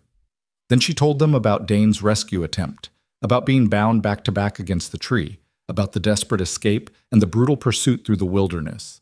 With each detail, she felt the memory's grip loosen slightly, felt the power of speaking truth in a place where truth mattered. Chen asked his final question. "Miss Cross, do you see the men who kidnapped you in this courtroom?" "Yes." Lydia's voice was steady now. "They're sitting at the defense table. Clayton Bragg, Pike Morrison, Dutton Wheeler, and Rafe Jackson. Let the record show the witness has identified the defendants. Your witness, Mr. Pierce." This was it, the moment Lydia had been dreading. Pierce rose with that confident smile, straightening his cuffs as he approached the witness stand like a predator stalking prey. "Miss Cross, that was quite a tale. Very dramatic, very compelling. But I have some questions about the details, if you don't mind." "I don't mind," Lydia said, though her heart was racing. "You testified that my clients followed you from the bank. But isn't it possible they were simply traveling in the same direction? Montana City isn't a large town. They surrounded me. They blocked my path. That's not coincidence. You also testified that Mr. Bragg struck you, but you just hit him with a bag full of coins, correct? Might he have been defending himself?" "He grabbed me first. I was defending myself." Pierce smiled as if she'd walked into a trap. "So you admit you were the first to commit violence?" I was protecting the school funds and myself from armed men who'd been stalking me. That's not... Just answer the question, Miss Cross. Were you or were you not the first person to use physical force? Lydia felt the trap closing, saw how Pierce was twisting her words. I struck out in self-defense after being assaulted and threatened. Let the jury decide what constitutes assault, shall we? Pierce paced before the stand. Now, Miss Cross, you claim my clients intended to sell you across the border, but did any of them explicitly state that intention? Clayton said I might fetch a good price or they'd keep me for entertainment. The meaning was clear. Clear to you, but might suggests speculation, not intent. Did anyone say we are definitely going to sell you? The threat was clear in context. Context you interpreted based on fear and assumption. Tell me, Miss Cross, had you ever met my clients before that day? No. So you had no prior knowledge of their character or intentions? I knew their reputation. Everyone in the territory knows about the Bragg gang. Rumors and reputation, not actual knowledge. Pierce paused, letting that sink in, then shifted topics so quickly Lydia felt whiplash. Miss Cross, you came to Montana Territory 3 years ago from Philadelphia, correct? Here it was, the attack on her past she'd been dreading. Yes. Rather suddenly, I understand. Why the hasty departure? Chen objected immediately. Relevance, Your Honor? I'm establishing the witness's credibility and potential motivations, Pierce said. A woman fleeing scandal might have reasons to fabricate or exaggerate events. Judge Whitmore looked troubled but nodded. I'll allow limited inquiry, but tread carefully, Mr. Pierce. The witness is not on trial here. Pierce turned back to Lydia with triumph gleaming in his eyes. Why did you leave Philadelphia so suddenly, Miss Cross? Lydia met his gaze steadily, refusing to show shame for something that wasn't her fault. I left because a man I'd been engaged to turned out to be married. When I ended the engagement, he spread lies about me to protect his own reputation. I came west for a fresh start. So you have experience with men who lie and manipulate? Yes? Might that experience make you, shall we say, overly suspicious of men's intentions? Prone to seeing threat where none exists? No.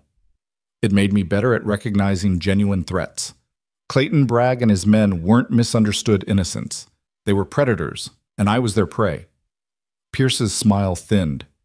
You've grown quite close to Mr. Mercer since this alleged ordeal, haven't you? I understand you're engaged to be married? We are. How convenient. The hero rescues the damsel, and they fall in love. It's quite romantic, almost like a novel. Pierce's tone made the words sound like an accusation. Miss Cross, isn't it possible that you've dramatized events to justify this rapid romance? That perhaps my clients were simply passing through, there was a misunderstanding, and you've blown it out of proportion to explain why you're marrying a man you've known less than 2 months? Lydia felt rage rise in her throat, hot and consuming. But she forced it down, channeled it into cold precision. Mr. Pierce, I was dragged from my town by armed men who threatened my life. I was tied up, terrorized, and nearly sold into slavery. Mr. Mercer was shot trying to save me. These aren't romantic embellishments. They're facts that multiple witnesses have corroborated. The fact that Dane and I fell in love afterward doesn't change what your clients did. It just means something good came from something terrible. Or it means you needed a story to justify improper behavior. Objection! Chen was on his feet. Your Honor, counsel is badgering the witness and making unfounded accusations. Sustained. Mr. Pierce, you've made your point. Move on or finish your cross-examination. But Pierce had accomplished what he wanted, planted seeds of doubt about Lydia's motivations, her reliability, her character. He asked a few more questions, poking at minor inconsistencies in her timeline, suggesting she might have misremembered details due to fear, before finally dismissing her with a patronizing smile. Lydia returned to her seat on shaking legs, feeling dirty despite having told nothing but truth. Dane's arm came around her immediately, and she leaned into him without caring who saw or what they thought. You were magnificent, he whispered. He tried everything and you didn't break. But Lydia felt broken. Felt like Pierce had taken her trauma and twisted it into something shameful. something she'd manufactured for attention or romance or God knew what else. She'd known it would be bad, but knowing didn't make it easier to endure. The trial continued for 2 more days, with testimony from the ranch hands who'd found them, from the federal marshal about the evidence seized from the gang's canyon hideout, from experts on the Bragg gang's pattern of crimes. Pierce fought every point, but the evidence was overwhelming. Chen built his case brick by brick, and by the time closing arguments arrived, the jury looked convinced. Chen's closing was powerful. Gentlemen, you've heard testimony from multiple witnesses, seen physical evidence, listened to Miss Cross describe her ordeal with courage and honesty. The defense wants you to believe this is all invention, exaggeration, romance gone wild. But look at the facts. 4 armed outlaws with a history of violence. A woman dragged from her town in broad daylight. A rescue attempt that nearly cost a good man his life. These aren't stories from a novel. They're crimes that demand justice. Pierce countered with doubts and questions, suggesting reasonable explanations for every piece of evidence, painting his clients as misunderstood men caught up in circumstances beyond their control. It was polished and professional and completely unconvincing, at least to Lydia's eyes. Judge Whitmore gave the jury their instructions, and they filed out to deliberate. The wait was agony. Lydia sat with Dane and the Greens in the courtroom, unable to eat or think or do anything but wait and worry and pray that 12 men she didn't know would see truth when it stared them in the face. 3 hours later, the jury returned.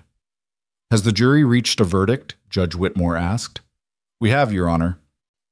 The foreman, a rancher named Douglas with kind eyes and calloused hands, stood with a paper in his grip. "On all counts, for all defendants, we find them guilty."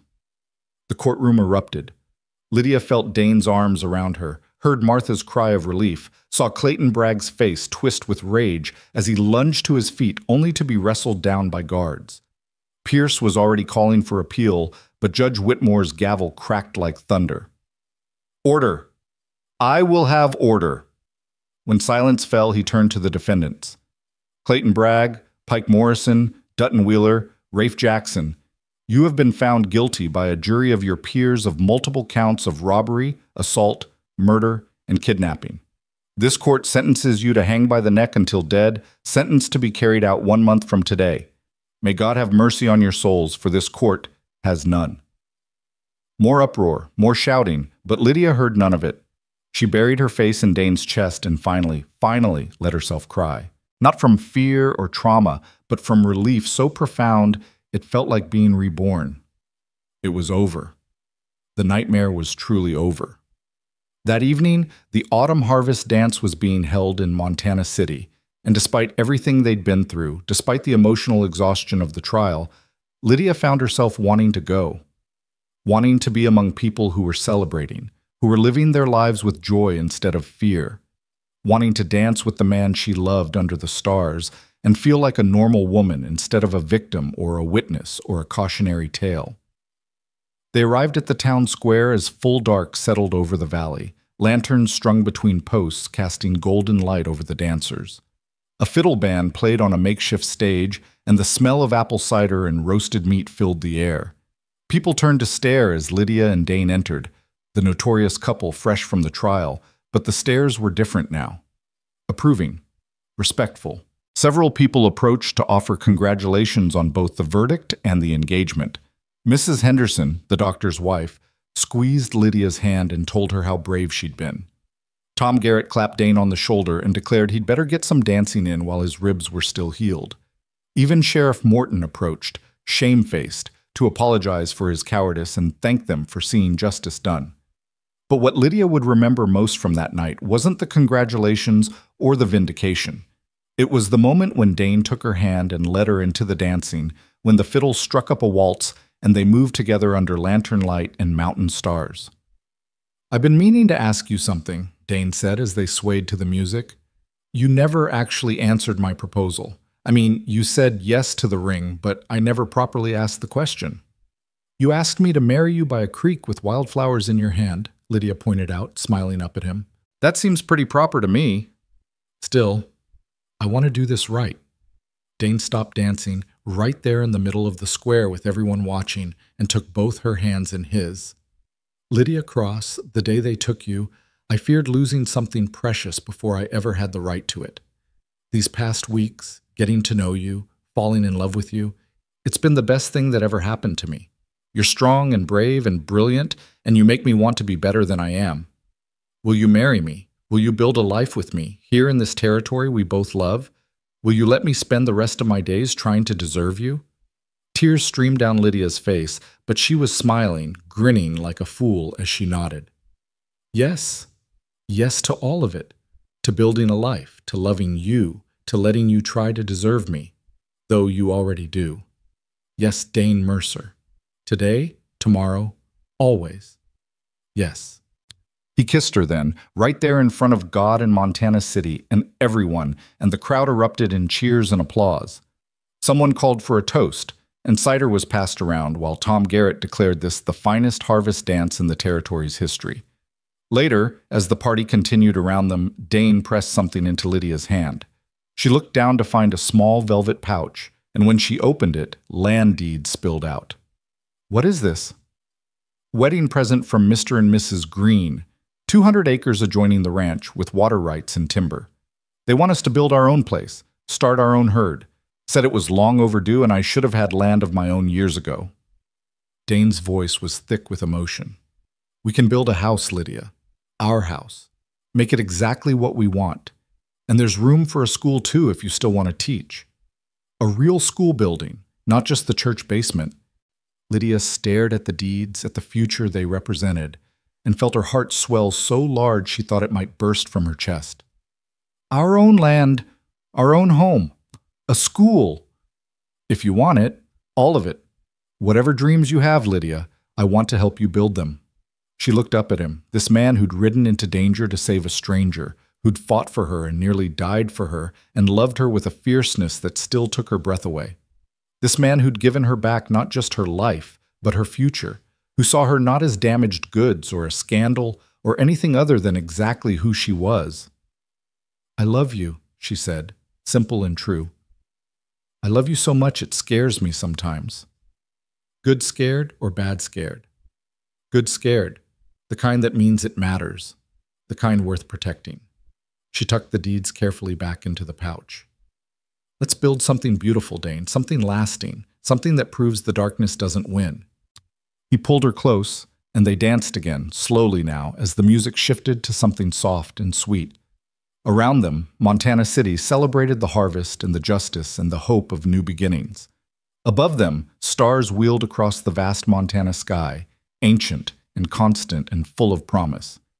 And in that moment, dancing with the man she loved under the settling stars, Lydia Cross felt something she hadn't felt since the day Clayton Bragg dragged her into the hills. She felt safe. She felt cherished. She felt, impossibly and wonderfully, that she was exactly where she belonged. The nightmare was over. The healing had begun. And the future, their future, was waiting to be built, one day and one choice and one moment of courage at a time. Together, they'd build it. Together, they'd make it real. Together, they'd prove that love born from darkness could shine brighter than anything the Montana sun could offer. The wedding took place 3 weeks later on a golden October afternoon when the aspens had turned the mountainsides to flame and the air carried the first whisper of winter. Martha had transformed the main house at Green Ranch into something out of a dream, with wildflowers in every room and white ribbons streaming from the porch railings. Half the territory seemed to have turned out, wagons and horses filling the yard, until Tom Garrett had to direct traffic like a cavalry officer managing troop movements. Lydia stood in Martha's bedroom, staring at her reflection in the full-length mirror and barely recognizing herself. The dress had been her mother's, carefully preserved and brought west in the bottom of her trunk. Cream silk with delicate lace at the collar and cuffs, altered slightly by Martha's skilled hands to fit Lydia's frame. Her auburn hair was pinned up with pearl combs, also her mother's, and the ring Dane had given her caught the afternoon light streaming through the window. "You look beautiful," Martha said softly, standing behind her with tears already threatening her carefully applied face powder. "Your mother would be so proud of you, of the woman you've become, of the life you've built here." "I wish she could have met him," Lydia whispered, touching the pearl combs with gentle fingers. Wish she could have seen that I found someone who loves me exactly as I am. She always worried I'd never fit into the world she knew, that I was too stubborn and too independent for Philadelphia society. Then it's a good thing you found Montana instead. And Dane. Martha squeezed her shoulders. Are you ready? Pastor Williams is getting antsy, and I saw Tom sneaking whiskey to settle his nerves about giving you away. Lydia had asked Tom to walk her down the aisle after her own father's death years ago left her without family. The old ranch hand had cried when she'd asked, declaring it the greatest honor of his life, and had spent the past 3 weeks fretting about doing it properly. The image of gruff Tom Garrett worrying about wedding protocol made Lydia smile despite her own nerves. I'm ready, she said, and realized she meant it. No cold feet, no last-minute doubts, just eager anticipation for the life waiting on the other side of her vows. They'd built their house in record time, every ranch hand and half the town turning out to help raise the walls and lay the roof before the first snow. It stood on a gentle rise overlooking the valley, a sturdy 2-story structure with a wide porch and windows positioned to catch both sunrise and sunset. Dane had carved their initials into the mantel beam, DM and LC, soon to be LM, and the sight of those letters intertwined had made Lydia cry happy tears. The school building had gone up beside it, smaller but no less carefully constructed, with a real blackboard ordered from Denver and desks built by Jesse under Dane's supervision. Lydia had already received letters from families eager to send their children, grateful that they wouldn't have to rely on the inadequate church basement anymore. She'd start teaching after the new year, giving herself time to settle into married life first. A knock came at the door, and Jesse poked his head in, his face scrubbed so clean it practically glowed. Miss Cross? Mr. Garrett says it's time. Lydia took a final look in the mirror, whispered a prayer to her absent parents, and nodded. Let's go get married. The ceremony was being held outside, beneath the ancient cottonwood tree that had stood on Green Ranch since before white settlers arrived. Chairs had been arranged in neat rows, all of them full, with people standing 3 deep behind them. At the front, under an arch Tom and Jesse had constructed from willow branches and late-season roses, stood Pastor Williams with his Bible open and his reading glasses perched on his nose, and beside him stood Dane. Lydia's breath caught at the sight of him. He wore a new suit, properly fitted this time, dark gray that made his eyes look even darker. His hair had been trimmed, his jaw freshly shaved, but it was the expression on his face when he saw her that made her knees weak. Wonder and joy and love so fierce it seemed to shine from him like light. Tom offered her his arm, his hand trembling slightly. Ready, Miss Lydia? More than ready. They processed down the makeshift aisle, and Lydia was aware of faces turning to watch. Mrs. Henderson dabbing her eyes, Dr. Henderson smiling, Mr. Green looking proud as if she were his own daughter, the ranch hands grinning, the townspeople who'd once whispered about her now beaming with genuine happiness. But mostly she was aware of Dane, his eyes locked on hers, his smile growing with each step that brought her closer. Tom placed her hand in Dane's with ceremony befitting royalty, then stepped back to his seat beside Martha, who was already crying openly. Dane's fingers closed around Lydia's, warm and strong and steady. Hello, he whispered, just for her. Hello, she whispered back, and felt a laugh bubble up in her chest, joy too big to contain. Pastor Williams cleared his throat, clearly moved himself, and began. Dearly beloved, we are gathered here today to witness the joining of Dane Mercer and Lydia Cross in holy matrimony. If anyone knows any reason why these two should not be wed, speak now, or forever hold your peace. Silence. Blessed and complete. No one would object. No ghost from Philadelphia would materialize to condemn her. No shadows from Dane's past would rise to claim him. They were free to build this life together, unburdened by anything but their own choices. Marriage is a sacred covenant, Williams continued, entered into with joy and sealed with love. It requires patience, forgiveness, and the daily choice to honor one another above all others. Dane, Lydia, you've already faced trials that would break lesser couples. You've seen each other in darkness and terror and pain and uncertainty. You know what it means to fight for one another.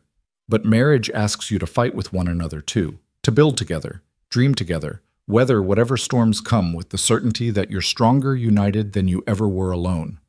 He paused, looking between them with a gentle smile. Dane, do you take Lydia to be your lawfully wedded wife, to have and to hold from this day forward, for better or worse, for richer or poorer, in sickness and in health, to love and to cherish until death parts you? Dane's voice rang out clear and strong. I do. And Lydia, do you take Dane to be your lawfully wedded husband, to have and to hold from this day forward, for better or worse, for richer or poorer, in sickness and in health, to love and to cherish until death parts you? I do. Her voice wavered but held steady. The rings, please. Jessie stepped forward with the rings on a small pillow Martha had embroidered with their initials. Dane's was a simple gold band purchased with money he'd saved from 3 years of foreman wages. Lydia's matched her pearl engagement ring, a delicate complement to her mother's treasure. Dane took her ring first, his hands rock steady despite the emotion swimming in his eyes. Lydia, I give you this ring as a symbol of my love and devotion. With it, I promise to stand beside you in joy and sorrow, to support your dreams as if they were my own, to protect you fiercely and love you gently, and to choose you every day for the rest of my life. He slid the ring onto her finger, and Lydia blinked back tears as she took his ring in turn. Dane, I give you this ring as a symbol of my love and devotion. With it, I promise to stand beside you in strength and vulnerability, to share your burdens and celebrate your triumphs, to trust you completely and love you fearlessly, and to choose you every day for the rest of my life. His ring settled into place, looking right there, looking like it had always belonged. By the power vested in me by Montana Territory, William said, his voice thick with emotion, I now pronounce you husband and wife. Dane, you may kiss your bride. Dane cupped her face in both hands, his touch infinitely gentle, and kissed her as if they were the only two people in existence. Lydia rose up on her toes, her arms wrapping around his neck, and kissed him back with everything she had, all the love and relief and joy and promise of their future poured into that single moment. When they finally broke apart, the assembled crowd erupted in cheers and applause that sent birds scattering from the cottonwood's branches. Dane kept one arm around Lydia's waist as they turned to face their community, and she'd never felt safer or more certain of anything in her life. The celebration that followed was everything a frontier wedding should be: abundant food, flowing drinks, enthusiastic dancing, and heartfelt toasts that ranged from sentimental to scandalous. Mr. Green stood and declared Dane the finest man he'd ever known, and Lydia the bravest woman in the territory. Tom got drunk and cried while telling anyone who'd listen that he'd known from the start these two were meant for each other.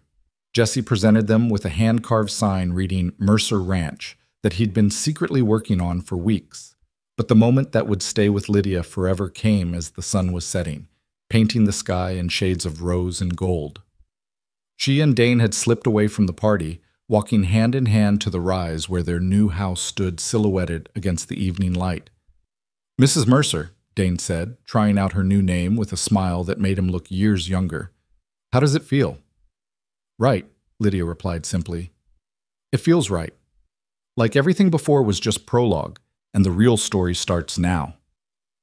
They stood on their porch, their home, their future, and looked out at the valley spread below them.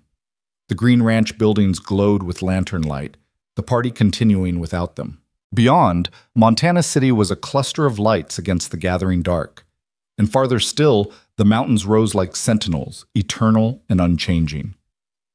Do you ever think about that day? Lydia asked quietly. About what would have happened if you hadn't seen me, if you'd been checking a different fence line, or if you decided it wasn't your business. Dane was quiet for a moment, his arm tightening around her waist. Sometimes, usually when I can't sleep, I think about all the ways it could have gone wrong, all the moments where luck or fate or God's hand kept us alive. And then I think about how I couldn't not come for you, how something in me knew, the moment I saw you across that saddle, that you mattered, that you'd always matter. You saved my life, Lydia said, turning to face him fully. You gave me everything, Safety, love, a future I never thought I'd have. How do I ever repay that? You don't repay it. Dane brushed a strand of hair from her face, tucking it behind her ear. You live it. You wake up every morning and choose joy over fear. You teach those children and change their futures. You love me even when I'm difficult and stubborn. You build this life with me, make it something beautiful and lasting.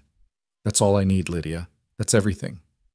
She kissed him then, soft and sweet, a promise renewed under the first stars of their wedding night.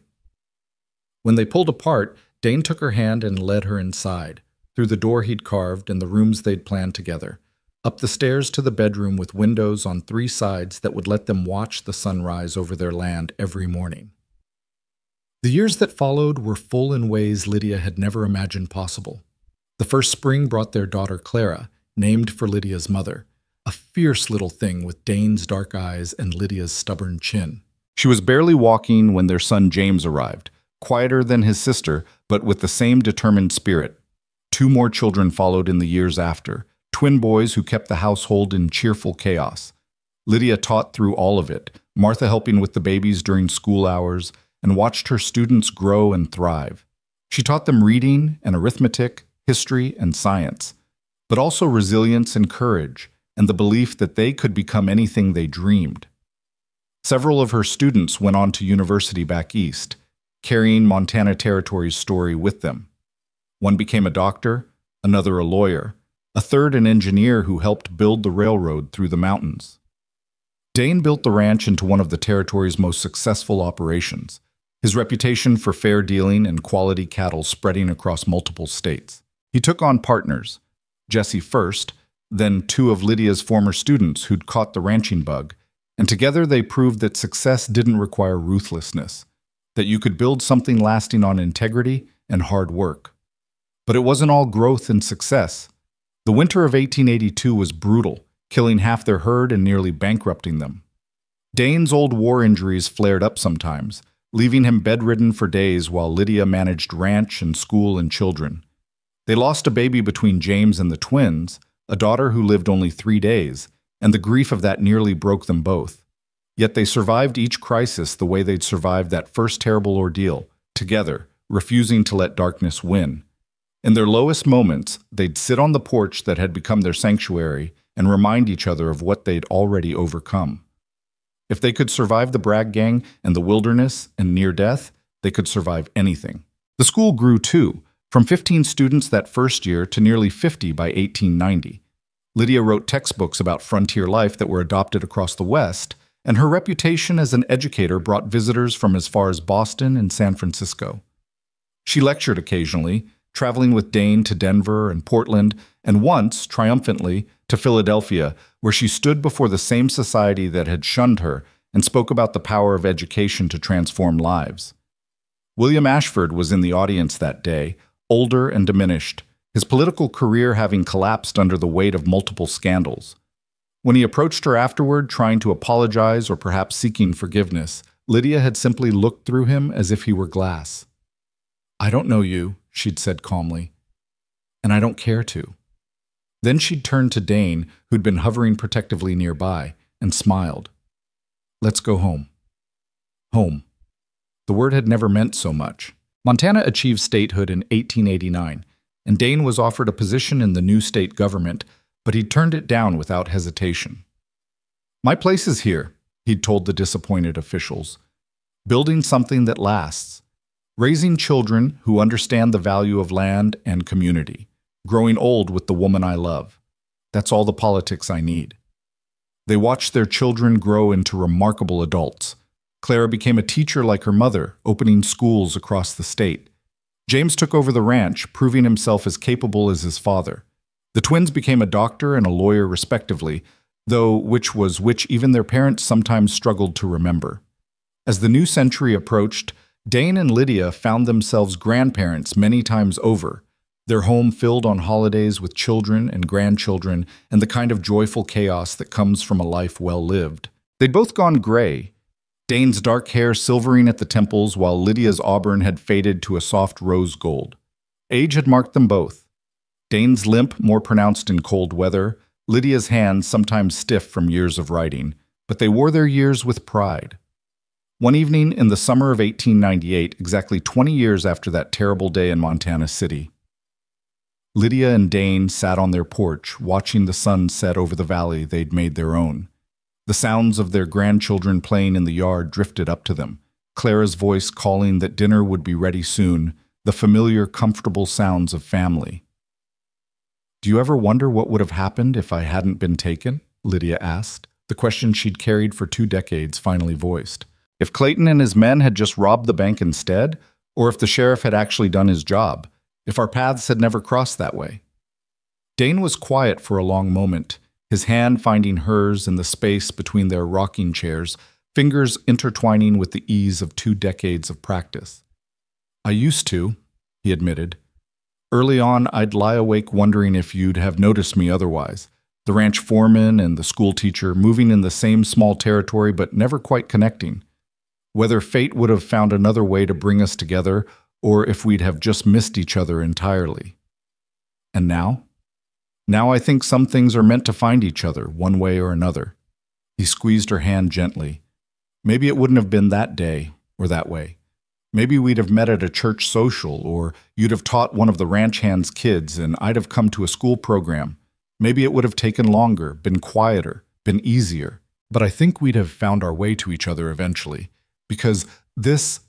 He gestured at the house, the valley, their life spread out before them. "This feels inevitable, like it was always going to be." Lydia leaned against him, her head finding its familiar place on his shoulder. "I'm glad it was you," she said softly. "I'm glad that when I needed saving, it was you who came. I'm glad that when you needed someone to save, it was me. I'm glad for every moment, even the terrible ones, because they led us here." "Grandma! Grandpa!" One of the twins' sons, Thomas, she thought, though at 7 years old they all looked remarkably similar, came running up the porch steps. "Mama says to come eat, and she made apple pie." "Apple pie?" Dane said with exaggerated excitement. "Well, we can't miss that. Tell your mama we'll be right there." The boy scampered off, and Dane stood, offering Lydia his hand with the same courtly gesture he'd used for 20 years. She took it, letting him pull her to her feet, her body protesting the movement but her heart soaring at the simple domesticity of it all. They started toward the door, then Dane paused, turning back to look at the valley one more time. The sun had nearly set, the sky ablaze with color, and in the fading light the mountains looked like they'd been painted by an artist's hand. "You know what I think about most?" he said quietly. "Not the fear or the danger, or how close we came to losing everything. I think about that moment in the clearing, bound back to back against that tree, when I promised you I wasn't done yet. When I looked at you and knew that giving up wasn't an option because you were worth fighting for. That's when everything changed. That's when I knew." Lydia felt tears prick her eyes, 20 years of love and life together overwhelming her with gratitude. Knew what? That I'd found my purpose. Not in war or duty or even in ranching. In you. In us. In building something good from something terrible. He turned to face her fully, cupping her face in his weathered hands. "You gave me a reason to be the man I wanted to be instead of the man the war tried to make me.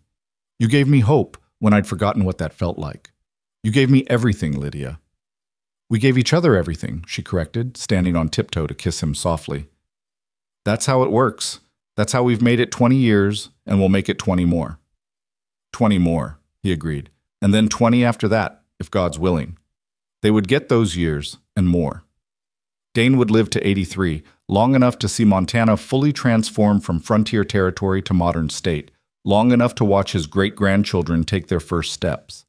Lydia would outlive him by 5 years, teaching until she was 75 and writing her memoirs in the quiet evenings, ensuring their story would never be forgotten. But on that summer evening in 1898, standing on the porch of the life they'd built together, none of that mattered. What mattered was the warmth of his hand in hers, the sound of family calling them to dinner, the way the last light caught on the pearl ring she still wore after 2 decades. What mattered was that they'd survived. They'd endured.